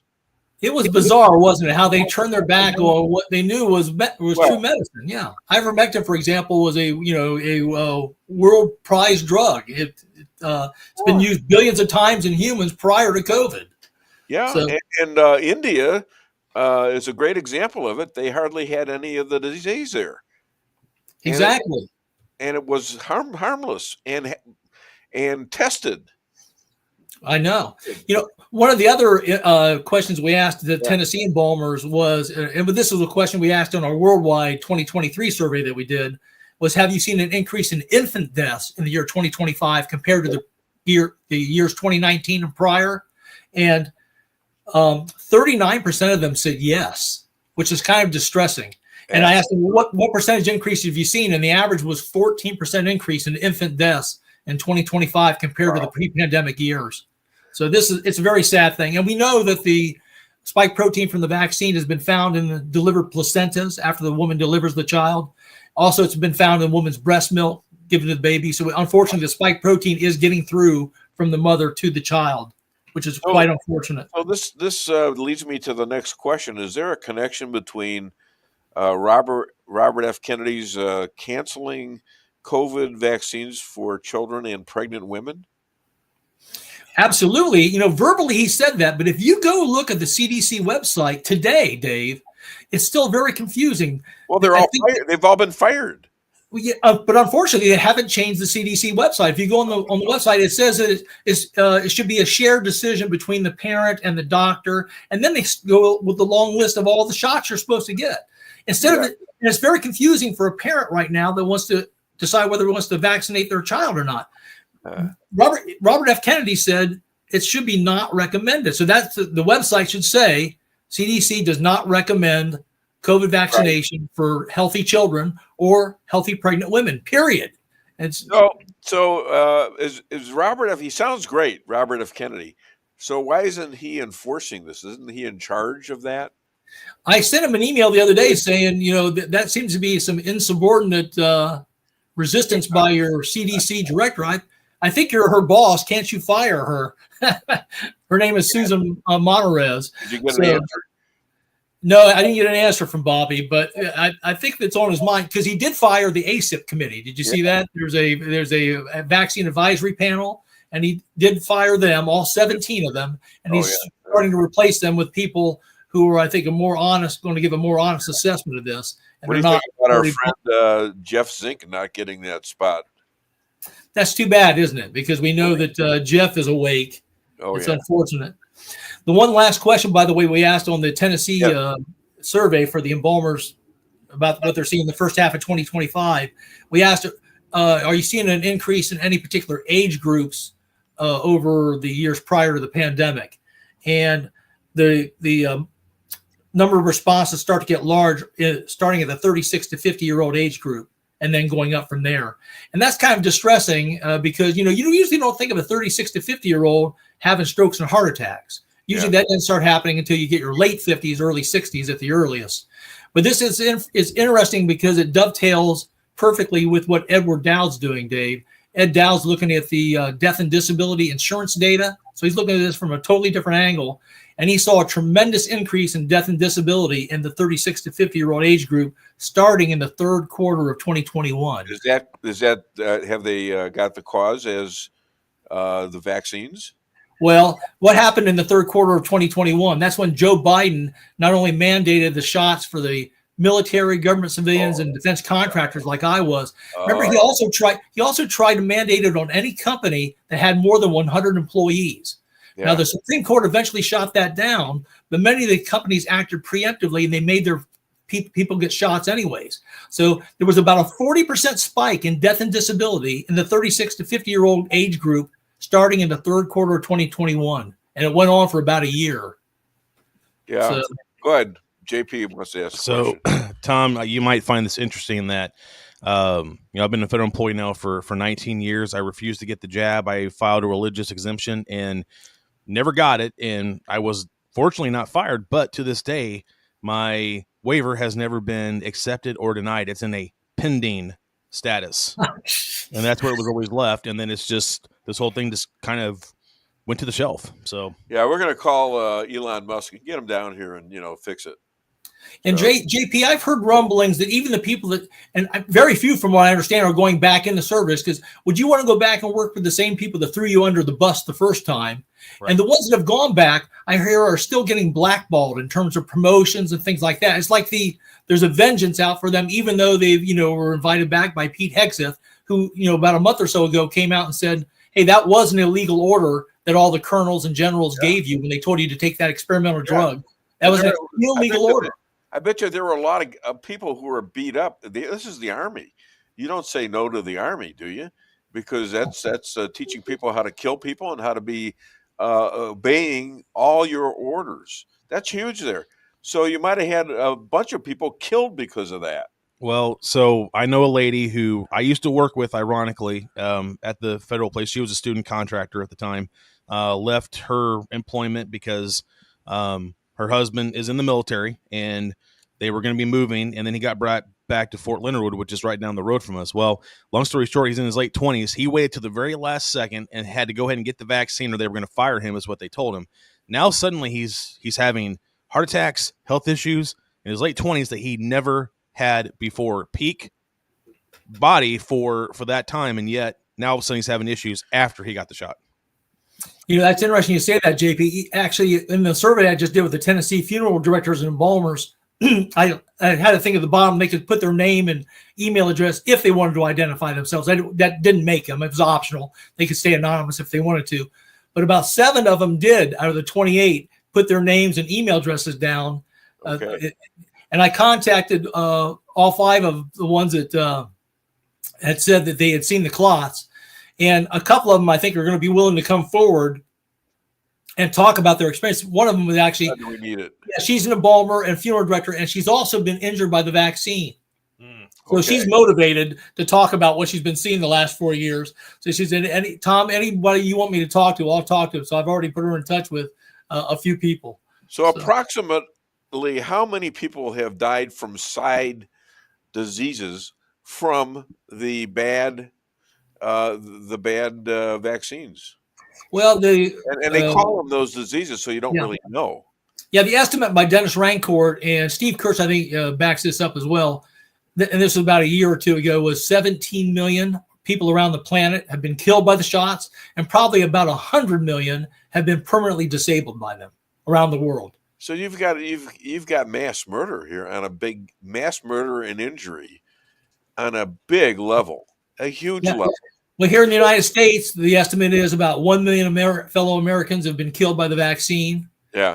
Out of about 700 million doses. And then there's probably about 5 million that have been permanently disabled, because Ed Dowd, in looking at the insurance disability and death data, he noticed that the disability rolls were in the years 2015 to 2020 were about 30 million Americans were listed on the disability rolls. Could not work. That has now jumped to 35 million. So it's gone up by 5 million over the last 5 years. Yeah. Now, let me get a couple of comments, and then we're done. I mean, my God, this is great stuff to know. Let's see what we got here. Andrea Schrum, they have altered their oath to "Thou shalt do no harm unless there is wealth to be had by doing so." I think. And unfortunately, I think she's right. You know, a lot of these doctors got $250 for every shot they gave you, a COVID shot. Bingo. And if they put you in a hospital, they got money too. Absolutely. There's big money. $3,000 for administering remdesivir. And they got all kinds of money if the person died and was listed as a COVID death. Yeah, unbelievable. Andrea Schrum again, Missouri needs to make ivermectin over the counter, as other states have done. Unfortunately, it seems that those who offer ivermectin online are hiking the price. The drug is not new and should not be costly. Good. Andrea is absolutely correct. Anyone else? I got Crane again. I think that was talking about something else. Oh, okay. That's something else. We're not going to do that. Okay. So other than Dave Weinbaum Show, where can people find you and catch up on all the stuff you're doing and all your surveys? Yeah, JP's got it listed there at the bottom of the screen. My partner, Laura Kasner, runs a Substack where you can find all of our work. Laura, Laura, Kasner, Kasner.substack.com. In fact, you'll see the latest article I wrote yesterday about, and that we put out about my experience with the Tennessee Funeral Directors Association. Again, this is huge, Dave, because this is the first time we have official acknowledgement from a state Funeral Director Association that this is indeed a serious problem, both the white fibrous clots and the microclotting, and it's real, it's happening, and something needs to be done about it. I think pull these shots off the market is what need to be done about it. Oh, absolutely. You know, I saw my doctor, my new doctor. I said, swallow. I swallowed a wrench. He says, this was really good stuff. He says, don't worry, this tool shall pass. Oh. Wait a minute. What happened to that? I love it, Dave. Oh, come on. Here we go.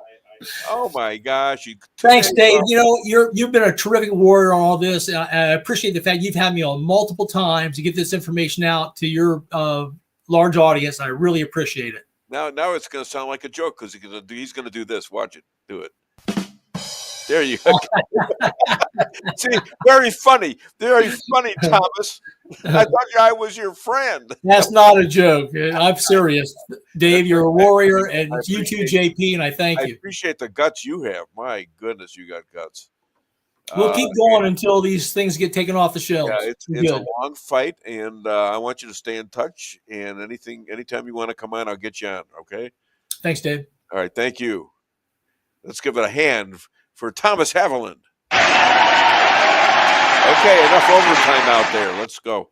All right, thanks, Thomas. All right, so we're back, and we're going to do let's do the one I was going to do before. We're not doing a lot of funny stuff, but it's been a very serious show so far. So let's take care of that, and we'll do just a little bit of funny stuff. Well, give me a second because reset, so I'm going to reset. You have to reset. All right, on two. Set. 1, 2, 3, 4. I still didn't get the damn thing. So he's working on it. He's working on it. Yeah, he's working on it. He's working it. Down, down, down, down, down. There he is. There you go. But anyway, they evacuate the keys, and everybody leaves except for one guy who's going to stay there and tie himself to a tree on the beach to prove a point. And the point was, he said that at 53 years of age, he was in good enough physical condition to withstand the wind and the rain from a Force 3 hurricane. All right. Let me explain something to you. It isn't that the wind is blowing. It's what the wind is blowing. If you get hit with a Volvo, it doesn't really matter how many sit-ups you did that morning.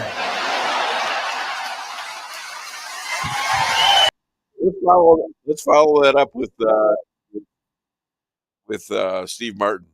Okay. Give me a second. All right. That's pretty funny. I don't care who you are. You want to call the show, and I forgot to mention this, 573-578-2700, or leave a message for us, and I'll try to get it in. You know, make it good, because I know I've got smart people out there. Any doctors want to call and contribute anything they got? We may not get doctors calling right now. Well, why not? Maybe they're here. You can defend yourselves, because I've taken this on. This is not good. Okay, here we go. Paul called me. It was in the evening, and yeah, start over.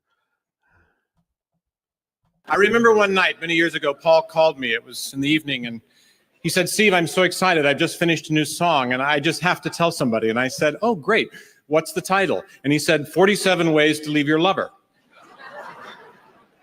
And I said, "Paul, what if it were 50? 50 ways to leave your lover."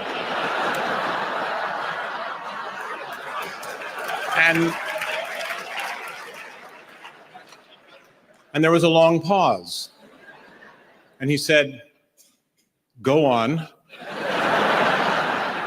And I said, "Well, 50 has a nice ring to it, and 47 sounds a little awkward." And he said, "But, I've got 47. I can't think of any more." And I said, "Make a new plan, Stan."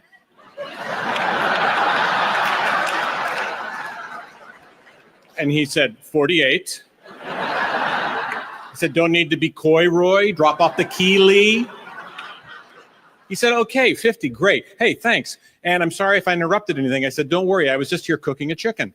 And he said, "Oh, really? How are you preparing it?" And I said, "Parsley, sage, rosemary, and thyme." And now look it up. I'm sorry, but that's pretty okay. Who you are? Man, Do we have any more comments?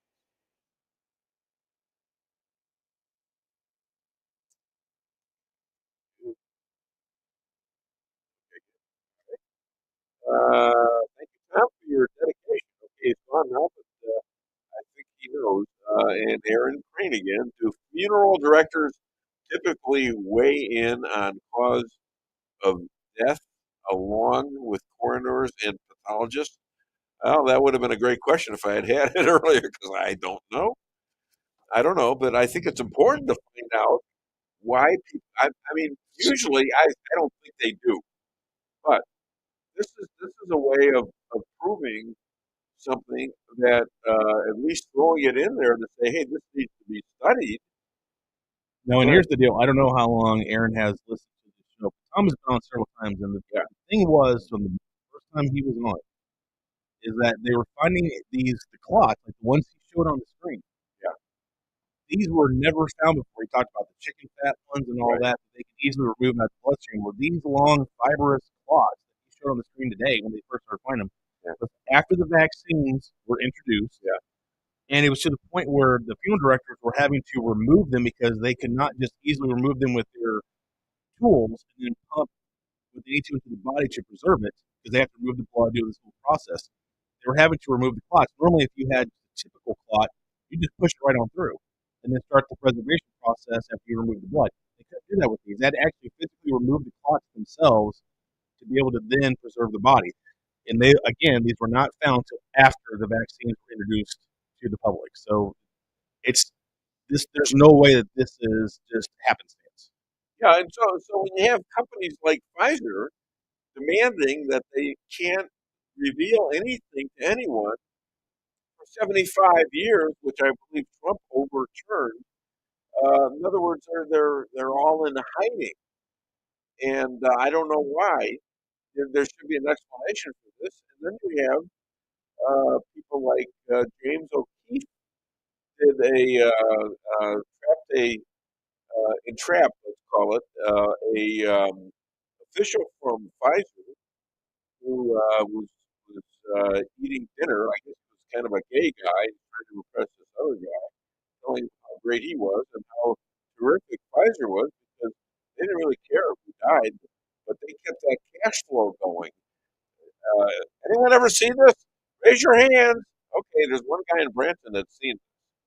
All right, it was Project Veritas. Thank you for smiling. She's encouraging me, I think, or she's enough to ready to kick me. So, all right, so let's talk about other stuff. Other stuff that's going on. Malaya Obama X's out her dad's name, Obama. She just wants to be known as Malaya. I mean, what's going on there? Maybe just a teenager going out and stuff. And of course, the wife has had her own podcast. She's I don't know what's going on there, but it's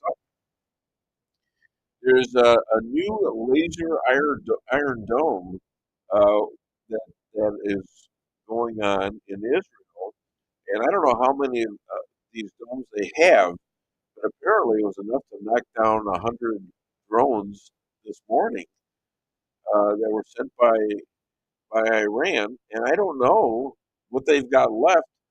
Let us see and let us empty them of all positivity of having anything that remotes to an atomic bomb. And now there's a war in L.A. The idiots that run that place, a complete total communist, Bath and Trump calls them you scum. How dare you do what you're doing? You people are sick. Remember, Karen Bass said she would never leave the state of California or LA while she was in service as the mayor. Well, guess what? She was in Africa anointing an African woman of great admiration. Well, the fires got started and didn't come back for a couple of days later. There was no direction at all, and none either from the governor. These people are the worst of the worst. And the only way to get elected is to cheat. Okay, and it's pretty much provable, and that goes for Joe Biden too. Who still believes that Biden was really elected in 2020 fairly? Anyone? Not even in Branson do they believe that. Okay. Does anybody believe that there's any good came out of the Biden administration? Anything you can point to and say, "Oh, that was really good with Joe to do that." Everything he did turned into trash, and it turned into the problems that we have now. 21 million illegal aliens being dropped consistently by our harassed leaders in that field. Tom Hume and is it Tom Hume? That sounds right from what I Yeah, recall. I think so, something like that. But Huma, I don't know. But he's doing a great job, and so it's he's getting them out of there. But I mean, they want the fix on this is maybe what they're fighting for. They want these people to stay so they can overturn the logs of Republicans that are gathering now with all these illegal aliens. So they want to make them legal as quick as they can, so they can vote. Does that sound like a logical thing? Because otherwise, you can't figure them out at all. I mean, that gives them a little logic, but they've dropped everywhere. They've dropped everywhere, including the Mexican population. And all of those, and oh my goodness, my guests are really eager this morning. What the heck is going on? Well, that's all right. It stopped me from blabbing around, and I can talk to really smart people here. I can tell she's smart. I've been reading her bio. My goodness. There you are. Okay. All right. My next guest. She's a speaker, a consultant, a coach. For 25 years, a Bachelor of Psychology, Master of Science industry, and she's an author. She's written the Matchmaker, over 750 interviews. Whoa! I wish I had found this. I could have used your book for interviews. Please welcome, all the way from Springfield, Missouri. She's a Missouri girl. Lynn Scott Hagerman. And you also have, I couldn't, if I was to say all the things that were said about you, I would just end this thing after saying it all and say, well, that was a great interview, and leave it alone, because you've had a lot of things said about you and a lot of things done to you. Yes. So, with 25 years in human resources, what inspired you to write this book? And is it relevant? So after I wrote the book, probably after being in human resources, the field, for maybe 15 years. And it's very relevant because the book gives questions for people who are hiring, gives them the information that they need in order to make their very best selection decision. So where does AI come in? I mean, is that a competitor now? So no AI, I did it all myself. Okay, but Yeah. you know that. But if I'm starting to look it up to do questions for interviews and stuff like that, and sometimes they're very biased, by the way, too. Yes, they are, and likely illegal. With my background in industrial, organizational, human resources, I'm thoroughly trained on the law. As a matter of fact, I conduct a 3-day seminar on the over 150 federal state laws regarding human resource management, the management of people and organizations. And so there are many laws that surround questions. This is Gracie. She loves to come. Hey, that's interesting. We have a dog named Gracie too. Do you really? Yes, we do. Yeah, she's sweet. She may hang out for a bit. But so yeah, these questions are completely legal. And they're the very best questions that are available in the United States to pick the very best candidate for a job opening. Oh, cool. Yeah. So, as a non-lawyer, how do you provide courtroom testimony and media commentary, or are you a lawyer? I am not a lawyer, no. In the field, when companies are managing their human resources, their people side, the most cost-effective way first is to go to their internal human resource department, or for the more complex problems, to get a human resource consultant like myself. And so, although I'm not an attorney, I function like a quasi-attorney, and frankly, in different lawsuits, I've given attorneys legal recommendations because this is my area of expertise, and they may cover several topics. So there are things that can come up. The majority of court cases are settled out of court, but 10% proceed. And then in that case, if they need expert testimony, then I'll come on board and do that. So have you gotten lawyers to say to you, "Wow, why didn't I think of that"? Serious, dead serious. No, I don't think the attorneys, they like to think of things themselves, but they do appreciate the help because their goal is to make their client successful and win the case. And if I can provide additional expertise because of my specialty that they don't have, then they are thankful. I mean, a lot of it's common sense too, what these lawyers do or don't do. Well, I don't find the legal field to be common sense at all. When I teach the law, I say it's like a foreign national coming to a United States baseball game, and they'll sit there and they'll say, "Why is he taking a stick and hitting the ball? And then why are they running in circles in the shape of a diamond?" And it's so nonsensical. But once you learn the rules of the game, you can win. And I consider U.S. law to be the same. The vast majority is completely nonsensical, but you have to learn it in order to win the game. I had a slip and fall thing happen in one of my restaurants. And so a guy's suing me. He's from St. Louis. A woman fell down and claimed that we were responsible. And so my lawyers, what they did was they put me with my back to the jury. And I said, you're a lawyer, right? He says, yeah. I said, what's wrong with the picture of where I'm sitting? Well, what are you talking about? I says, my back is to the jury. I should be facing the jury, shouldn't I? Oh, yeah, maybe you're right.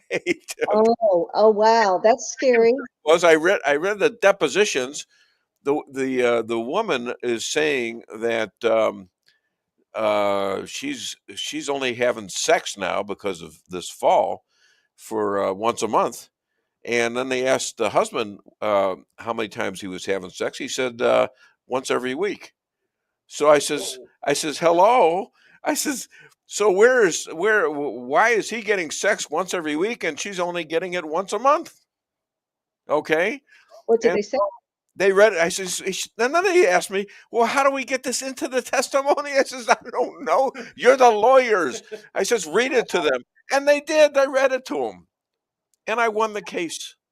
Okay. Oh, good for you. Good for you. But that's about me. I want to know about you. You are a top 20 in influential women in Springfield, Missouri. How does this influence community involvement for you? So in terms of being one of the top 20, I was selected that as well as with a couple of Missouri representatives. But I am already extremely well known in my community because of the human resource consulting. And plus, I also do nationwide and international consulting. As a matter of fact, the bulk of my business in human resource consulting is outside of the area. It's more nationwide as opposed to local. But I also write in the local Springfield Business Journal, and I have a column that I've written for 15, 20 years. So my face is very recognizable whenever I'm out in the community. People will say, I know who you are, I recognize you, but I can't place who you are because they'll see my face printed constantly, both online and locally. So I've been local here for many, many, many years. But again, for whatever reason, the bulk of my business is nationwide with some international too. Okay. So now I'm going to bring this up. Once you were a survivor of child sex trafficking, Yes. And you think our government do you think our government has been doing enough to end this? No, not remotely. Frankly, so bottom line, our government is the number one trafficker of children in the world. And praise God, under the President Trump's administration, he's the first president that has actually taken steps to care about this topic. And during his first term, he created 2 executive orders that are currently playing out where he's seizing the funds of traffickers. And we're seeing that. And then also there is a lot more covert operations going on to rescue the children. This year, Border Czar Tom Homan self-deputized every U.S. citizen to find the missing children across the border. The printed statistics are 300,000, but from all the sources at the border, we have 900,000 children in the United States that went missing during the Biden administration from the border alone.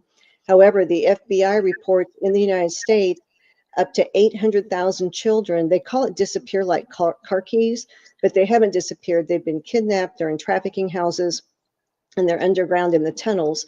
And that's year after year. So that we're in Missouri. That's as if the entire population of Kansas City today just disappeared, full of children, just disappeared. And then it repopulated, and next year it disappeared again. And this has happened year after year after year for a long time. And yet everyone is in an MK Ultra state of mind control, where it's like a non-existent problem, even though the statistics are out there, it's very clear, but everyone goes about playing baseball and golf as if we were an entire population city was disappearing every year. Yeah. So, is this? Can you break this down by parties? Have Republicans done a lot of this? Have the Democrats done a lot of this? So I consider I consider our political party a uniparty. We know that there are several rhinos in the Republican Party, and that means Democrats. That means one party. So whatever names attached to them, they're all in this together, as we've been able to see at the federal level. And it's spread throughout the judicial system because the vast majority of judges are selected, not elected. So many are funded by Soros and other international parties. There's so much. It's the number one producer of income for the deep state, the trafficking of children. And politicians, as we all know, they start out with wonderful words, and then they hit DC, and all of a sudden their actions don't match their words. And they're either part of it, receiving funding from it. Maybe they're being blackmailed to cooperate. I'm not sure. But we can probably count on one hand the number of people at the federal level who actually care about this and are not embedded with it. Well, and right now, Trump basically has pretty much closed the border. Yes, he has. And so these cartels that were responsible for bringing these children into the country for money and to be trafficked have had their business pretty much taken away from them right now. So the main I would guess ambition should be to find the kids that are here already and get them back to their families and or take care of them properly. Yes, that's exactly right. And I have a website devoted to this, and it's called Q, the letter Q, and the word grit, GRIT.org. And in it, I give steps. I talk about Tom Homan deputizing the U.S. citizens, self-deputizing to find the children and report it. And if you see something, say something, which right now it's to contact ICE. And I have that phone number on the website too. And I also list how to recognize if a child is being trafficked or abused, what to do and not do.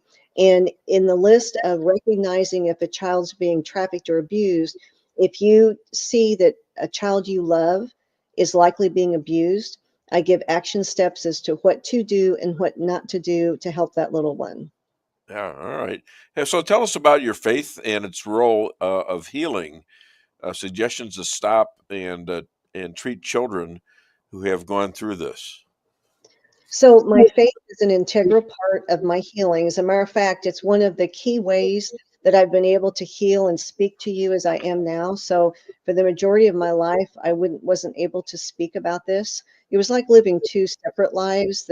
This international human resource consultant, marathoner, weightlifter person, and then this trafficked, abused person as a little girl. And how did you change so quickly? So it wasn't quick. quickly. It probably looks quickly. I've been in deep healing now for I had my first repressed memory in 2011, and I've been seeing a wonderful, God-fearing Christian therapist ever since, at least once a week, if not twice. And then I'm a follower of the Lord Jesus Christ, and I'll spend 2 to 4 hours in Bible study and have for many, many years. And so I have had help and support with that. And then I discovered a product last year called LifeWave that decreased the PTSD and anxiety by 70% within the first month, which enabled all of that together, enabled me to begin speaking. And the Lord spoke to me, and he said that it was time, that I was ready to share my story. Okay, so you had trouble actually communicating then. I mean, I could speak as a professional. I mean, I'm a consultant. I could speak that way, but I could not share the trauma without becoming a puddle of tears. So I've had to process that out, work on it, remember, process out the trauma, and become healed from that, so that I'm not overcome emotionally by what happened, and I can talk rationally like what you're seeing today. But it took extensive work, and I still have memories that will come. I'm not sure if they'll ever stop, and each time they do, it's very emotionally triggering. And I also have body memories, which means your body remembers what the mind forgets. So my body will morph physically. I might have wrist restraints or IV marks, or because it remembers what happened to me, and then my mind will remember, and then I'll process that out. So are you talking when you pray? I know you could pray to Jesus or Mother Mary or the Lord, who, as a Jew, I'm sort of stuck with God. And so when you pray, how do you say it to God to ask for help? Which is help how to solve these problems that you have? Because I've had a very close, so I've known the Lord Jesus Christ for many years, and I have a very close relationship with the Trinity. And I am to a place in my life where thinking to me is like praying, because I'm focused on them all the time.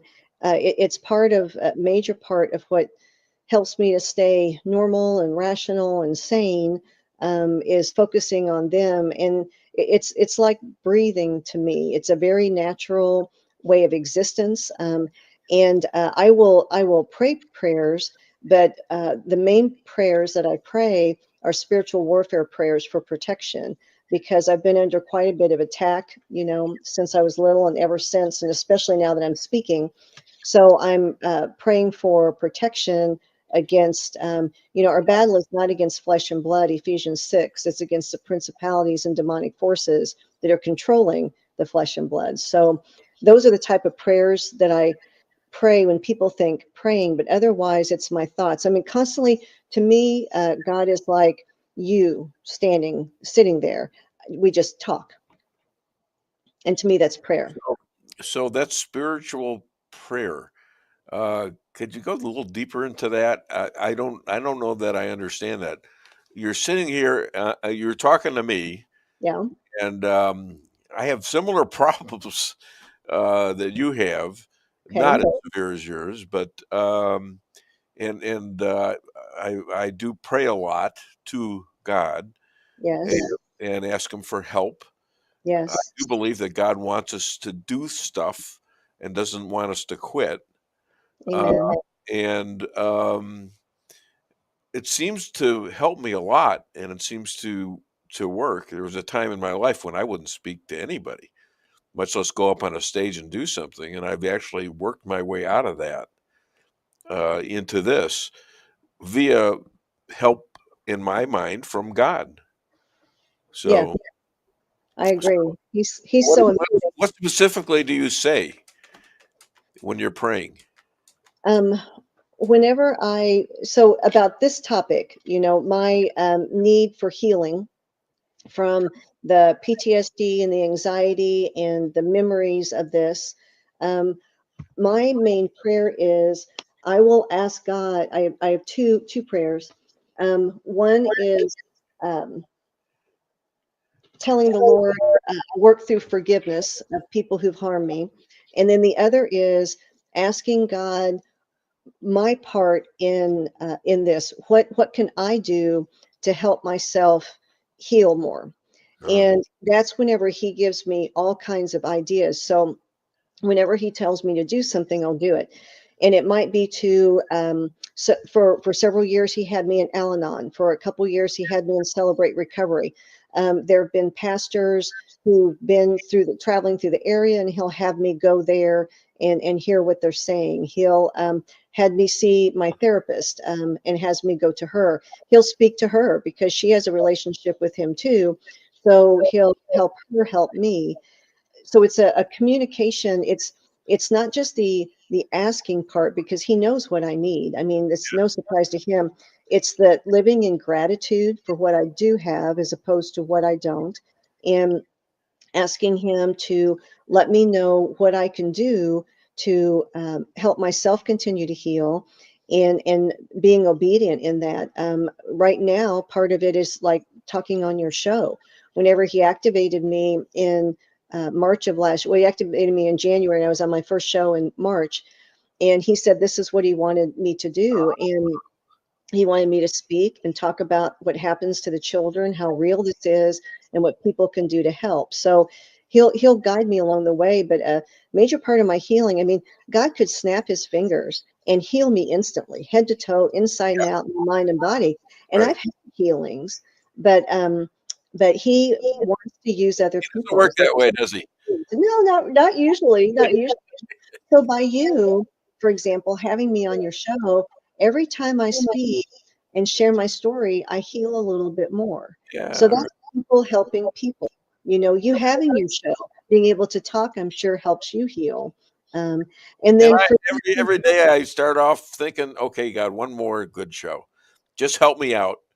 I'll do my best, but you kind of help in the edges somewhere. Now, does he talk to you? You say he talks to you. Do you have a voice involved with that, or is there? Most of the time it's in my spirit, but God has spoken audibly to me, as has Jesus and Holy Spirit. So I will hear audibly, but primarily it's through the Spirit. Now, you read in my bio that I saw God all the time when I was little, and I saw Jesus all the time when I was little, and went to heaven a lot, and I still do. So because my background is so horrifically traumatic, God was always there, and Jesus was always there. Now, Holy Spirit wasn't there because no one was saved in my faith, the Christian faith. And so they took care of me during the worst of the worst, and all of the other children too. I saw angels. Every child has an angel. I saw demons, and I still do. So I'll be out and about, and I'll still see things like that. Not 24/7, or I think I wouldn't be able to handle that, but I'll still see that. And that's one of the gifts and blessings. My childhood was awful, but I love this part of being able to live more in the supernatural and with the Lord. So mainly he'll speak to my mind through Holy Spirit, but I do hear him audibly at times. Yeah, I'll see certain things happen to me that, like suddenly I saw my phone in bed, and it had a name on it. In fact, my next guest coming up is Jeff Zink, who's also my wife. My wife is a, what are you, honey? Just ordained, honey. She's ordained, but she's yeah, and so it's like he almost plays with me and gives me an idea, and then I wake up, I find out my phone was not in my bed. It was on the table next to me, and I know I saw the guy's name, so I said I got to call this guy, and I did, and got him on the show and stuff like that. Yeah. It's kind of weird. Oh, I think it's exciting. And when you follow the Lord, it's just nonstop excitement. And he has a marvelous sense of humor. So I know exactly what you're talking about. I've experienced similar things. And it's just an adventure to follow the Lord. It's just an adventure. I love it. Yeah. Well, yeah. I mean, I'm pretty happy. I'm 76 years old, and she's 39 still, and we get along pretty good for the most part. And we've been together for what, 10 years or so? Yep. Yeah, about 11 years. 11, yeah. So we're married and to each other, and so I just thought I'd add that to you. Important point. Yeah, you're praying for me. Thank you. I need that. Yes. I need that too. So, were there were there underground tunnels? Are there underground tunnels used by criminal adults to rape children? Yes, they're throughout the world. So there is an extensive tunnel system underneath the United States, but it Yeah. also is underneath the ocean and throughout the world. Really? Yes. Wow. And so, what do you mean when you say God is in the patch?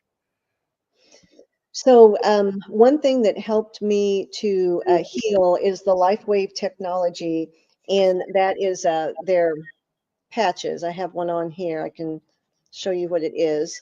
It's looks like a Band-Aid. And this is what it will regenerate people at a cellular level, and it's a reverse age product, and it creates regenerative cells. And God downloaded this to the inventor 20 years ago, and I learned about this product. It's called LifeWave, and my website is liveyoungerwithlynn.com. And so I'm a distributor because these have helped me so much. And when I first started wearing them, I did so because I knew that they protected anyone with COVID damage from the vax or is concerned about vax shedding. It turns it around and fixes it because it creates regenerative cells that goes into your body and can repair anything. Those cells made us at conception, and they'll fix anything. But the problem is by the time we're in our 30s, we only have half of them. By the time we hit 60, there are none, which is why you get injured or hurt and you go downhill ever since because you have nothing left to heal you. And with this technology, it turns that around. So I specifically got it to protect myself from vax shedding, but God told me that it would heal me at a cellular level. And I've been severely damaged at a cellular level from all the trauma.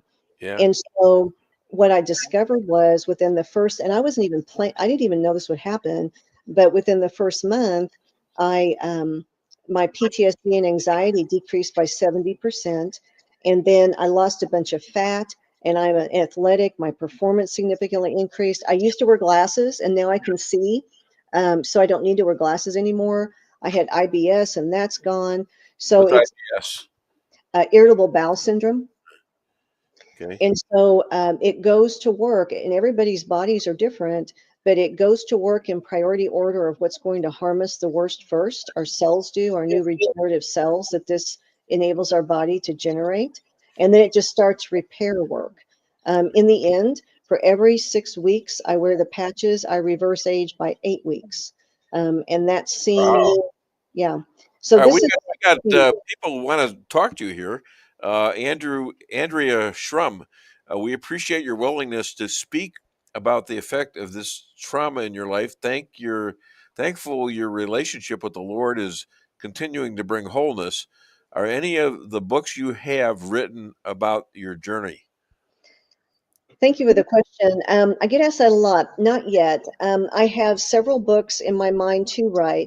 One is God wants me to write a series for children because adults who had trauma as children, they can heal better if they read children's books on trauma. Sure. Because it reaches them at the level they were at the time of the trauma.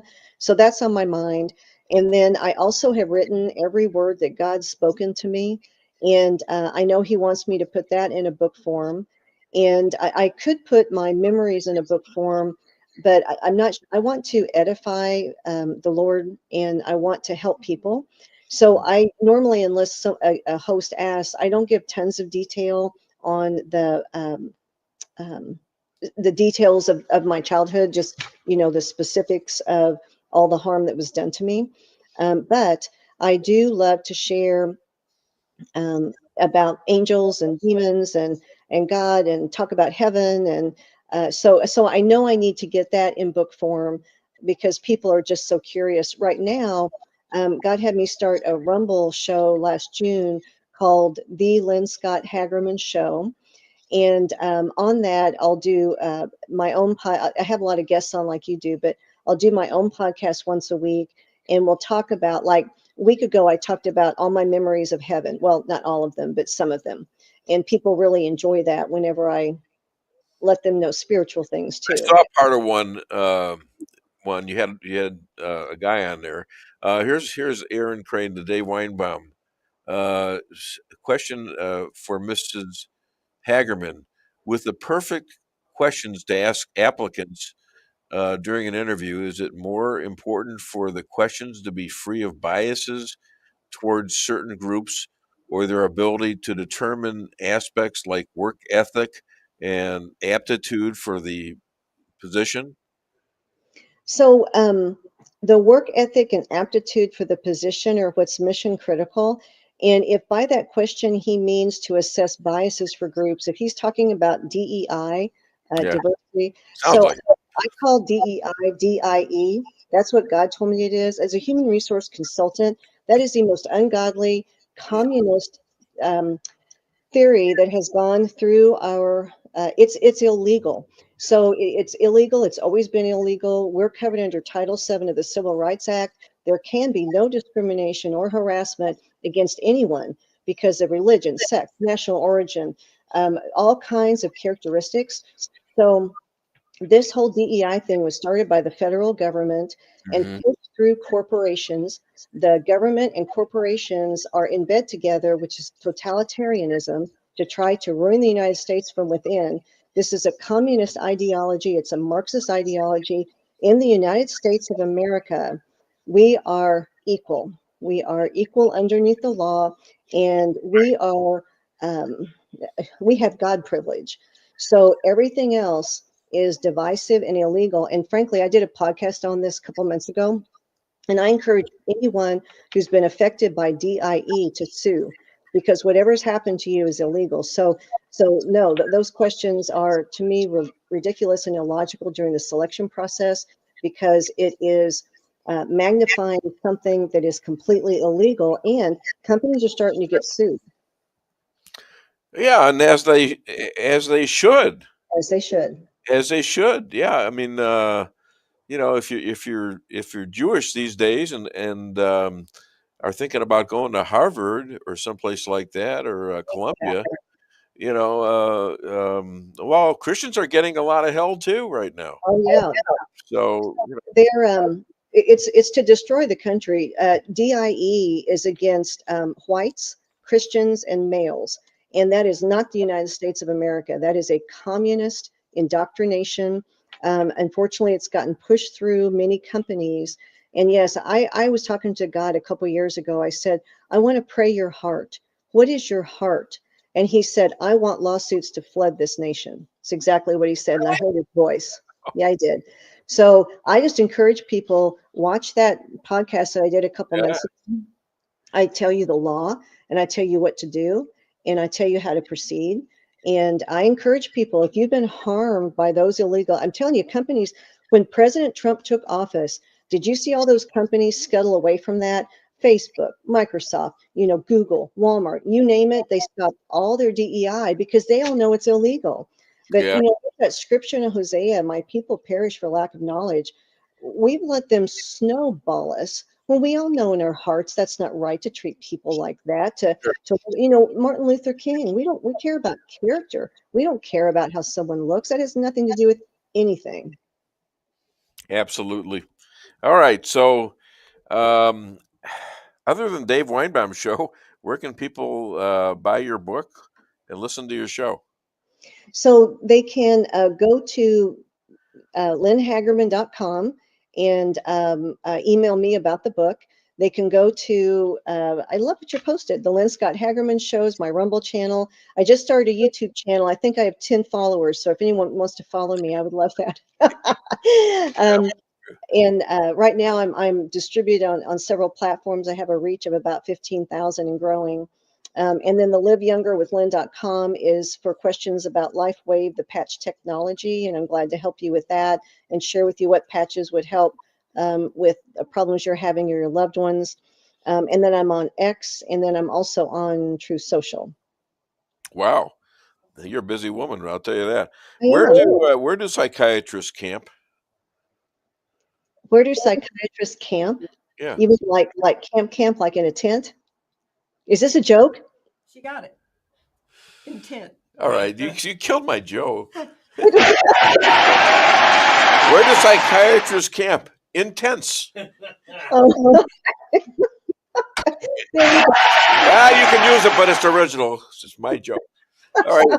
Thank you so much. This has been a very, very good interview from my point of view, and got a lot of information, and we have some commonality in our ability to relate to God, I think. Yes, we do. You never know for sure because, well, you know for sure because he's talking to you. For That's right. him, when do I get out of the hint part and you're going to talk to me? He's talking to you too. I mean, my goodness, he's moving your phone around and putting names on it. That's yeah. Okay. No, there's a lot of truth to that. All right, and I believe that. And now my wife is, she's monitoring me, as she can. So, anyways, thank you so much for being a star in the Dave Weinbaum Show. And before that, I had a man named Thomas Haviland on the show, and I got Jeff Zink coming up. These guys are both.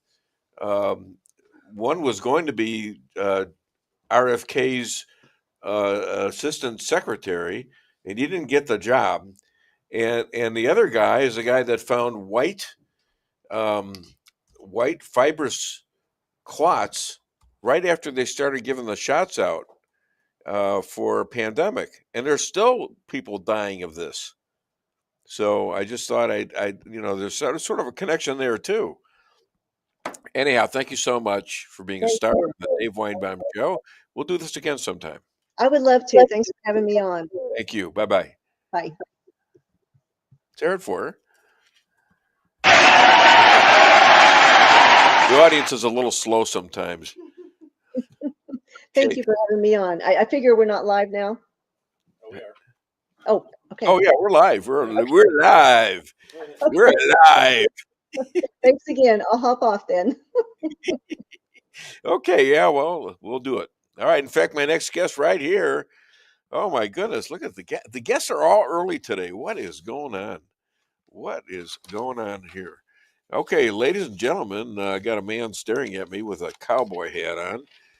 He is former Division I football and basketball referee. He's a kinesiologist, and I only say that because I love saying that. He and his son Ryan were attacked by Biden, Democrats, and the FBI. Please welcome all the way. I don't know. I guess he's in Arizona. Jeff Zink. So RFK just fired the entire CDC for being political. Who should he replace them with, or has he?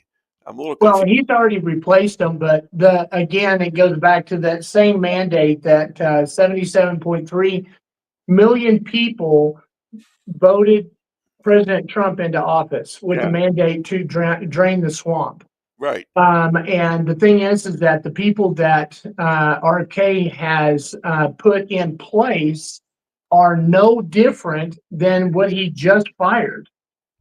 So it's just changing the water. Is this a show or?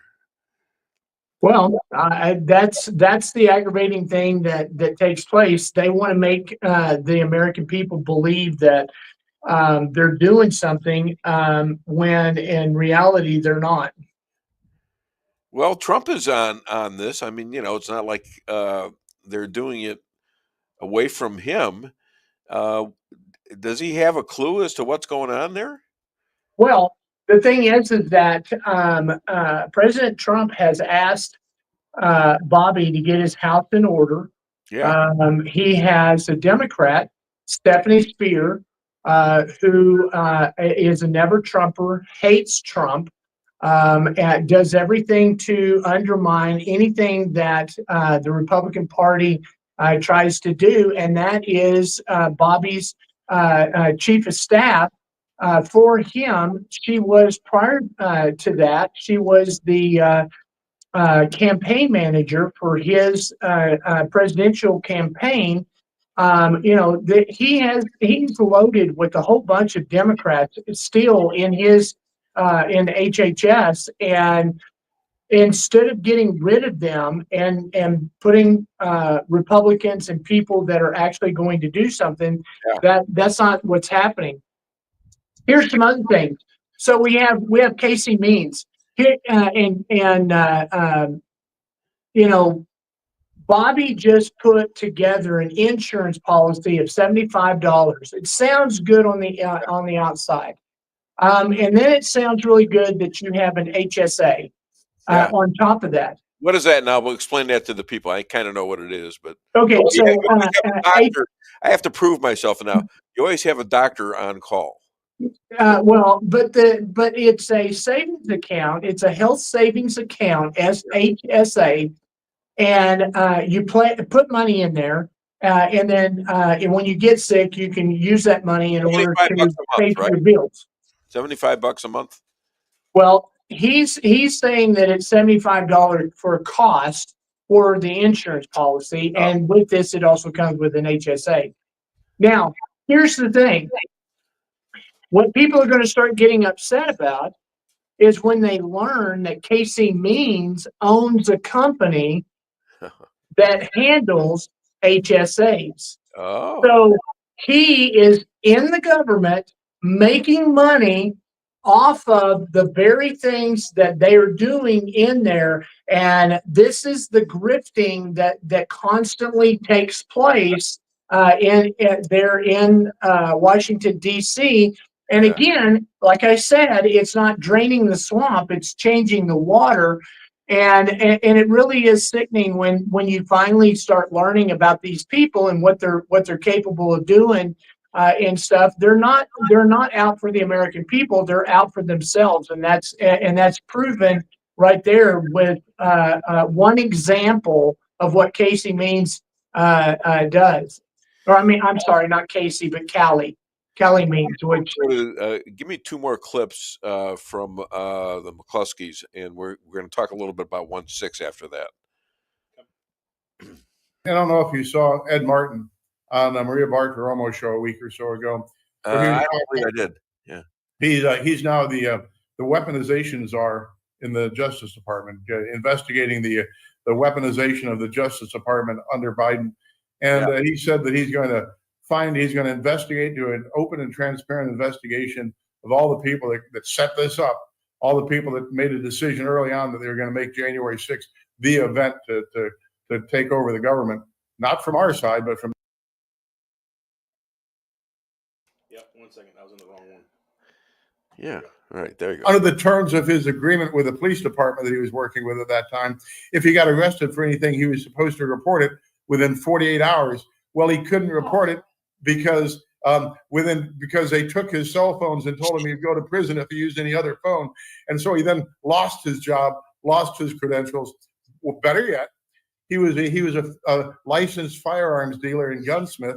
The government comes in, seizes all his ATF documents, seizes all his Form 4473s, and then the ATF, this is so, you can't make this stuff up. Then the ATF comes in and says, show us your records because we think you're breaking the law. You're not keeping appropriate records under the ATF laws. And he says, I don't have any of my records. The government seized them. Right. We've talked to the government. They don't have your records. Oh, my God. I mean, what happened to due process? Were they allowed to call a lawyer? They would take these guys, even when they're only charged with misdemeanors, sent him from prison to prison to prison to prison, where they'd be in solitary for the first 4 or 5 days because, they have to be checked out, right? They have to be classified, which means they can't talk to their lawyers. They can't talk to their family members. We had one guy got sanctioned by the federal court because he didn't show up for a hearing, and his lawyer couldn't find him. The government couldn't find him because they couldn't figure out where they stuck him. Then finally, when they figure out where the hell he was, they say, okay, well, I guess you couldn't go to court if we had you hidden in some basement someplace. But I mean, all these people, so that's the First Amendment violations. Then Second Amendment violations. These people, even when they're just charged with misdemeanor trespass, they had all their guns taken from them, and had to be without any way of defending themselves and their families for the duration. Right. Fourth Amendment violations. All these guys had their houses searched, often with no warrants whatsoever, always, even if there was a warrant, in excess of what was stated in the warrant.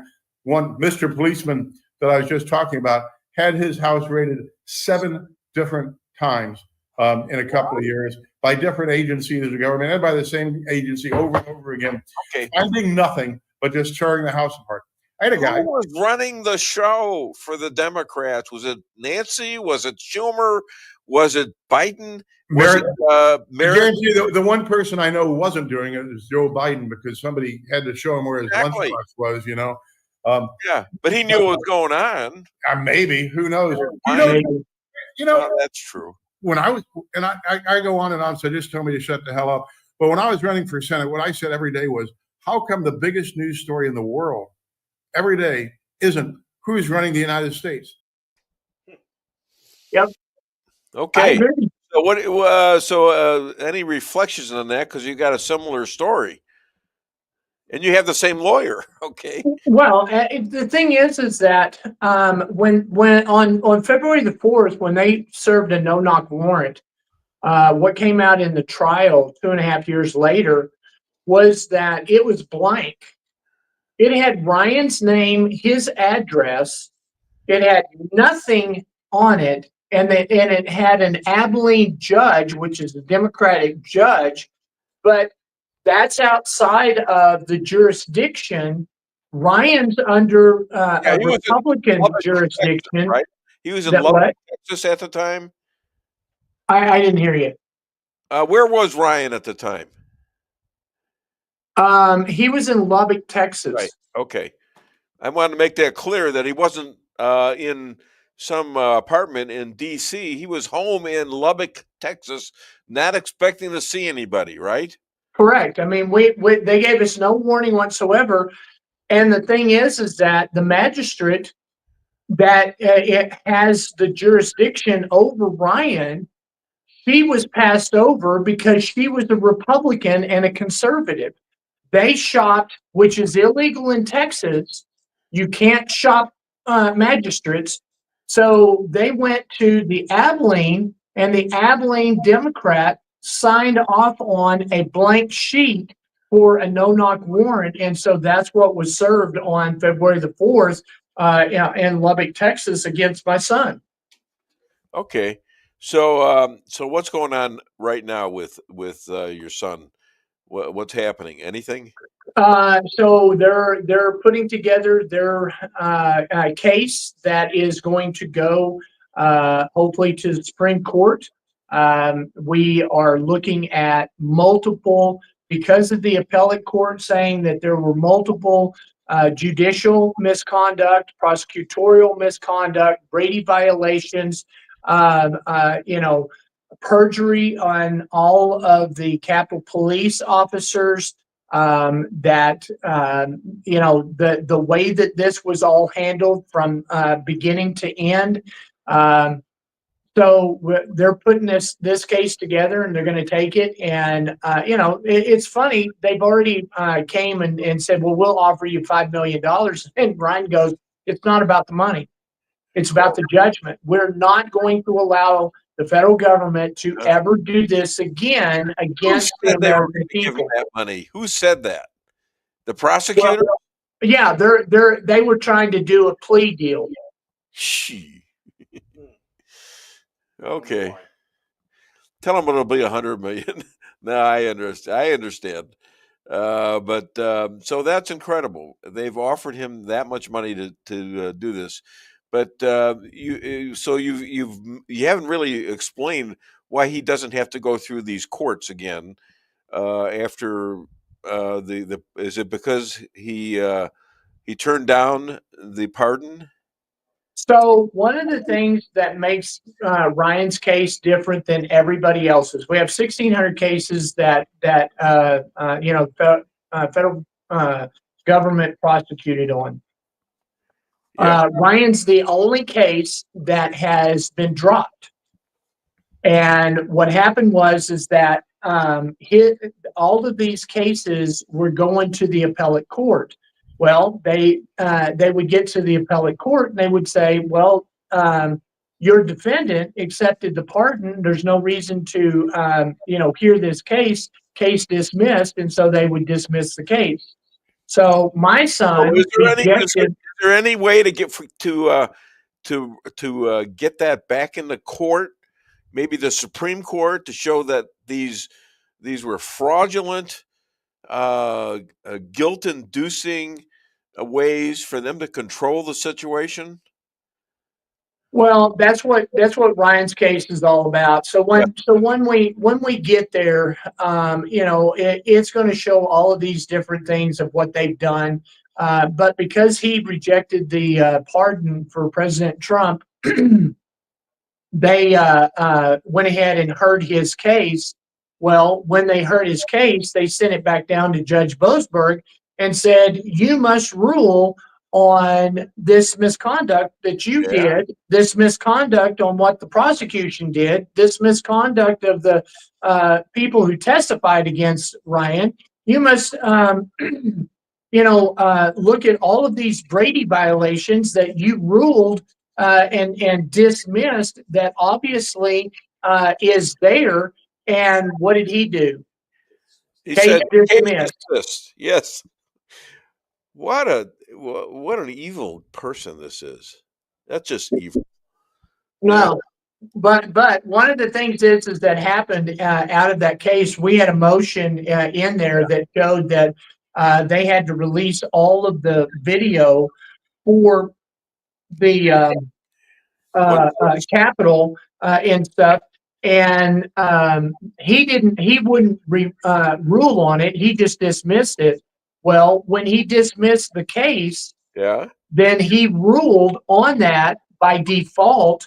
And so the Congress, what they did is they came out and they said, on the goodness of our hearts, we're going to do something on behalf of the American people, and we are going to release all of that. No, they had to, because my son had a motion, and when Judge Boasberg dismissed the case, they had to release the video.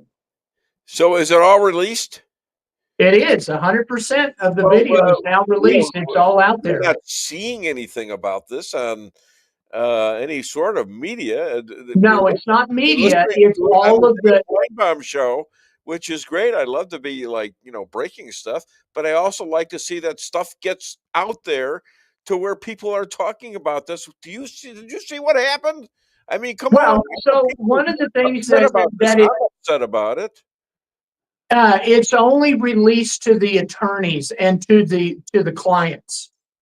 That those are the only ones that can take a look at what is going on. They cannot release it to the media or public or anything like that. It's only released to the attorneys that have clients that are going through and trying to prove their case. They now have full access to all of the video. So when they go to court, then and they show these videos in court, then you will start seeing these videos come out. So what you're saying is that because he turned down the pardon, he gets almost a quick trip to the Supreme Court instead of having to go through all this again.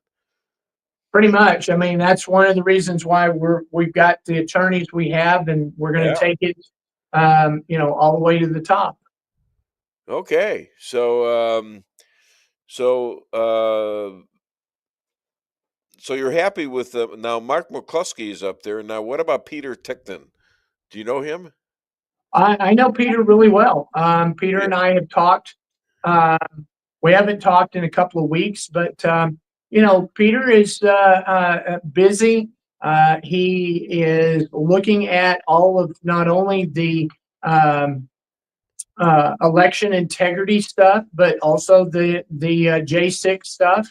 And I think the last time I was on the show, I stated that we won a case in Cochise County, and they're now having to have a new election because it got overturned because we proved without a doubt, and it's the same thing that we proved in other cases, but this time the judge had to rule on it, and when he ruled on it, he threw it out. And what's so funny is he goes, the attorney that was arguing against a new election and everything, he said, well, there was a few people that we know were disenfranchised. And he said, well, what's the remedy of that? And he said, there is no remedy. And the judge turns around and he says, okay, well, let me ask you something. If the county recorder only sent one ballot to himself and he voted and he disenfranchised everybody else, do you have something for that? And he goes, oh, absolutely, like that. And he goes, then use the same process here with this, because these people have been disenfranchised.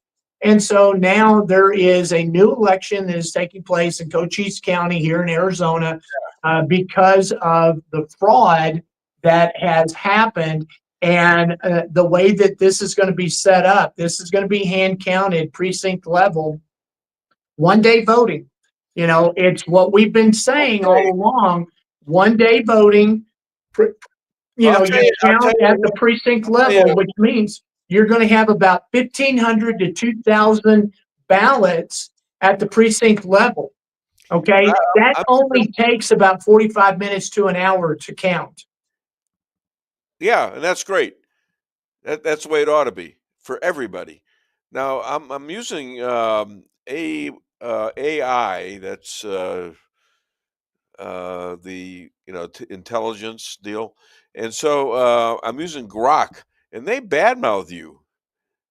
You ought to go on there and just say your name is somebody else, and just say, I want to know about this Jeff Zink guy, and find out what they're doing. It's almost like they're labeling you, and they're quite frankly maybe committing a crime.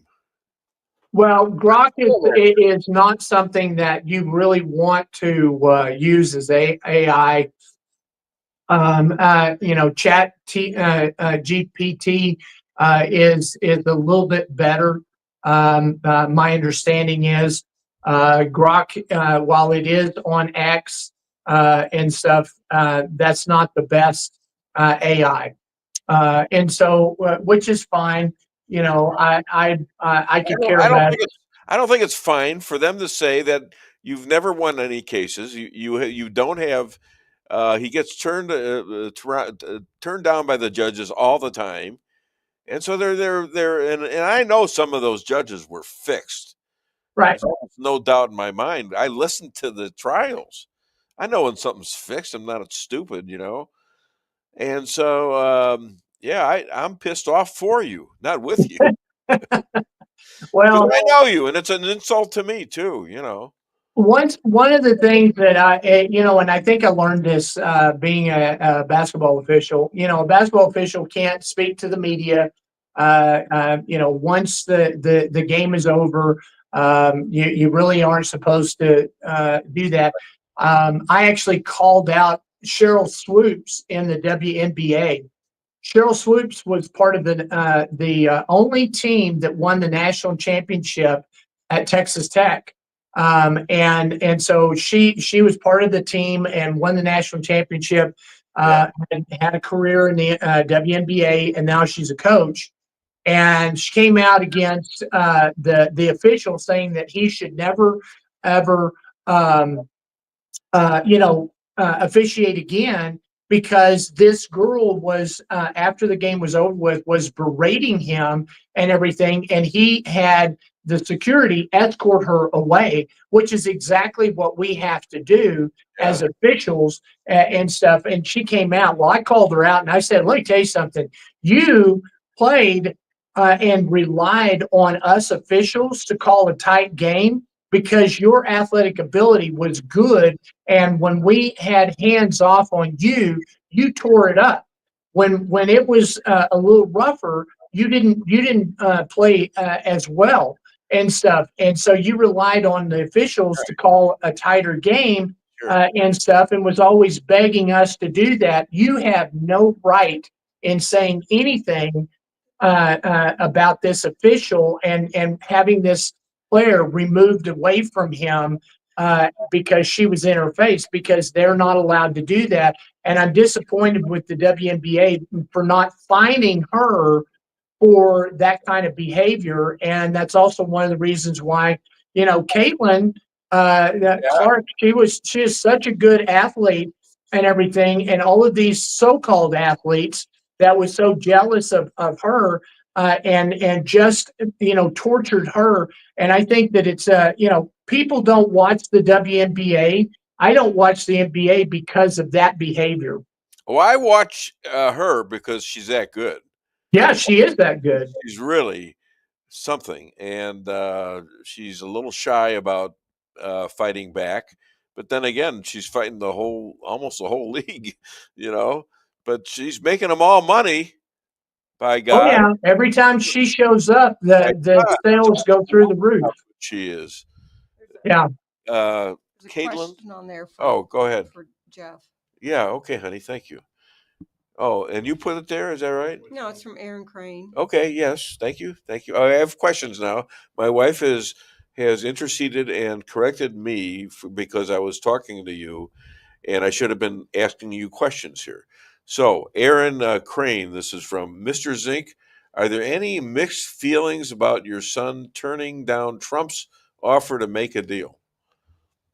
No, because the deal is to help all American people. The problem is that there's no decisions being made in the J6. They're dismissing them and not doing it. So you've got people who lied on the stand that aren't being held accountable. You have a person who murdered Ashley Babbitt and is not being held accountable. You have judges that ruled and legislated from the bench that are not being held accountable. You have prosecutors that overstep their bounds and the rights of the individual and are not being held accountable.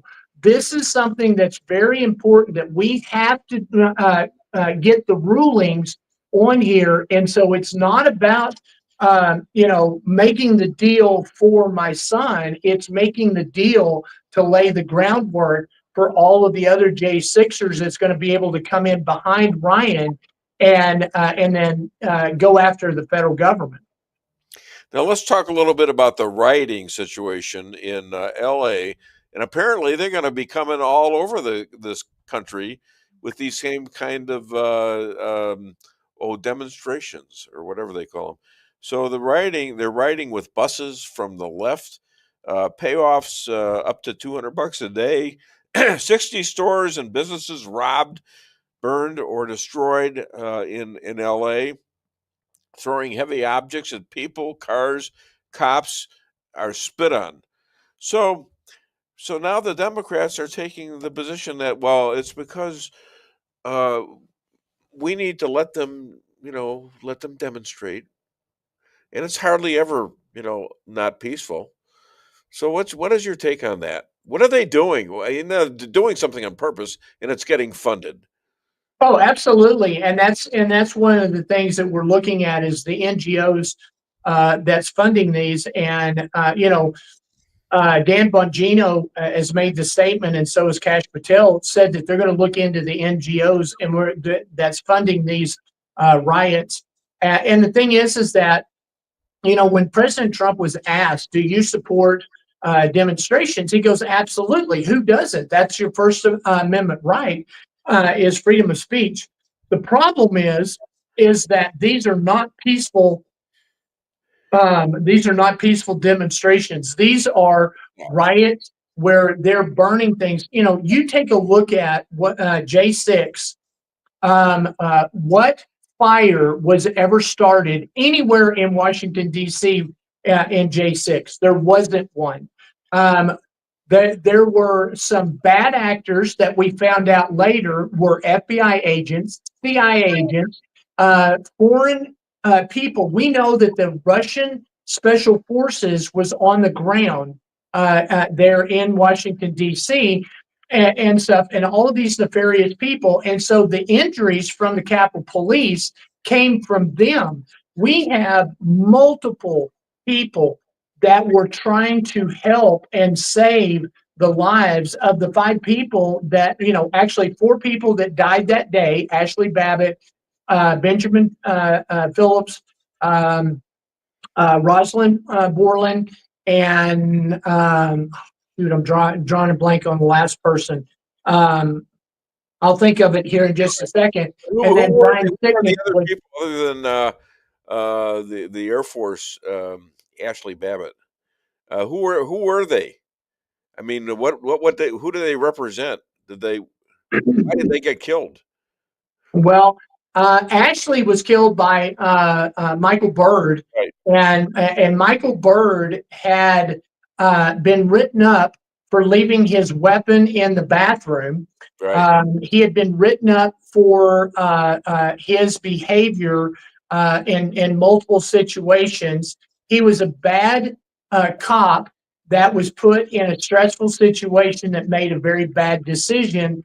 That we have looked at multiple people that have training and said that in any case, in any scenario, that a good police officer would have never pulled the trigger.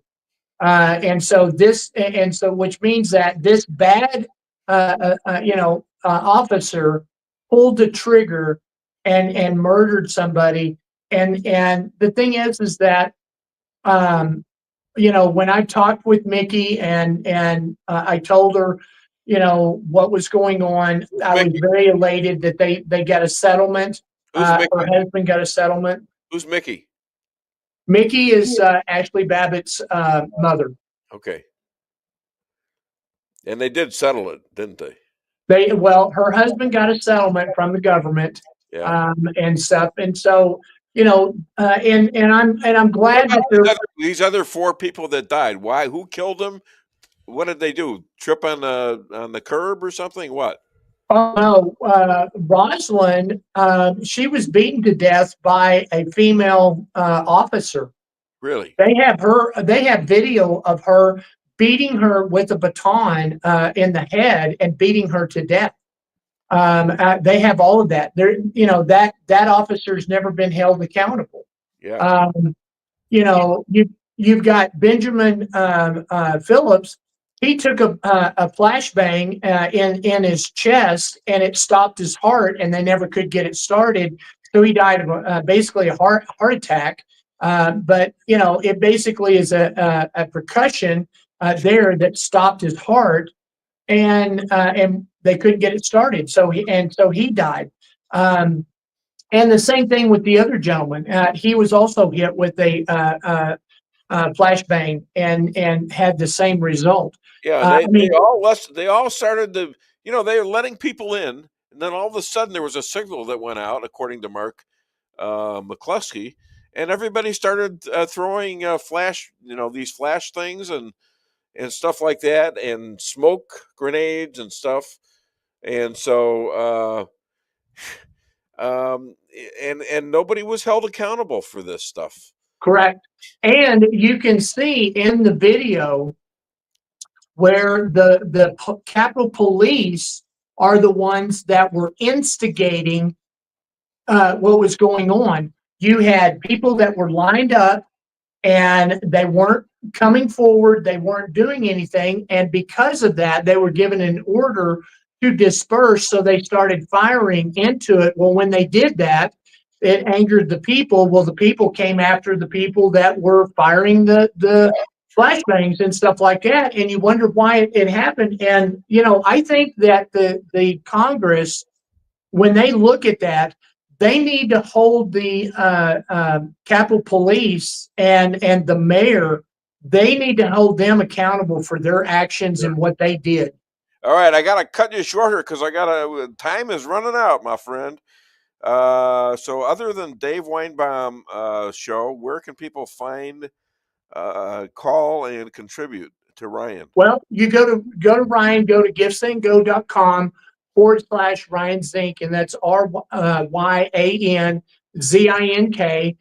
You can donate. That all the money goes to the attorneys, fees and everything. He finally got a job, so he's working. Doesn't need the money, but we need to pay off the almost $300,000 that we owe in legal fees and stuff for them protecting Ryan. All right. Did you hear about the fat Siamese twins? No. They were separated at birth. Yeah. Wow. All right, my friend.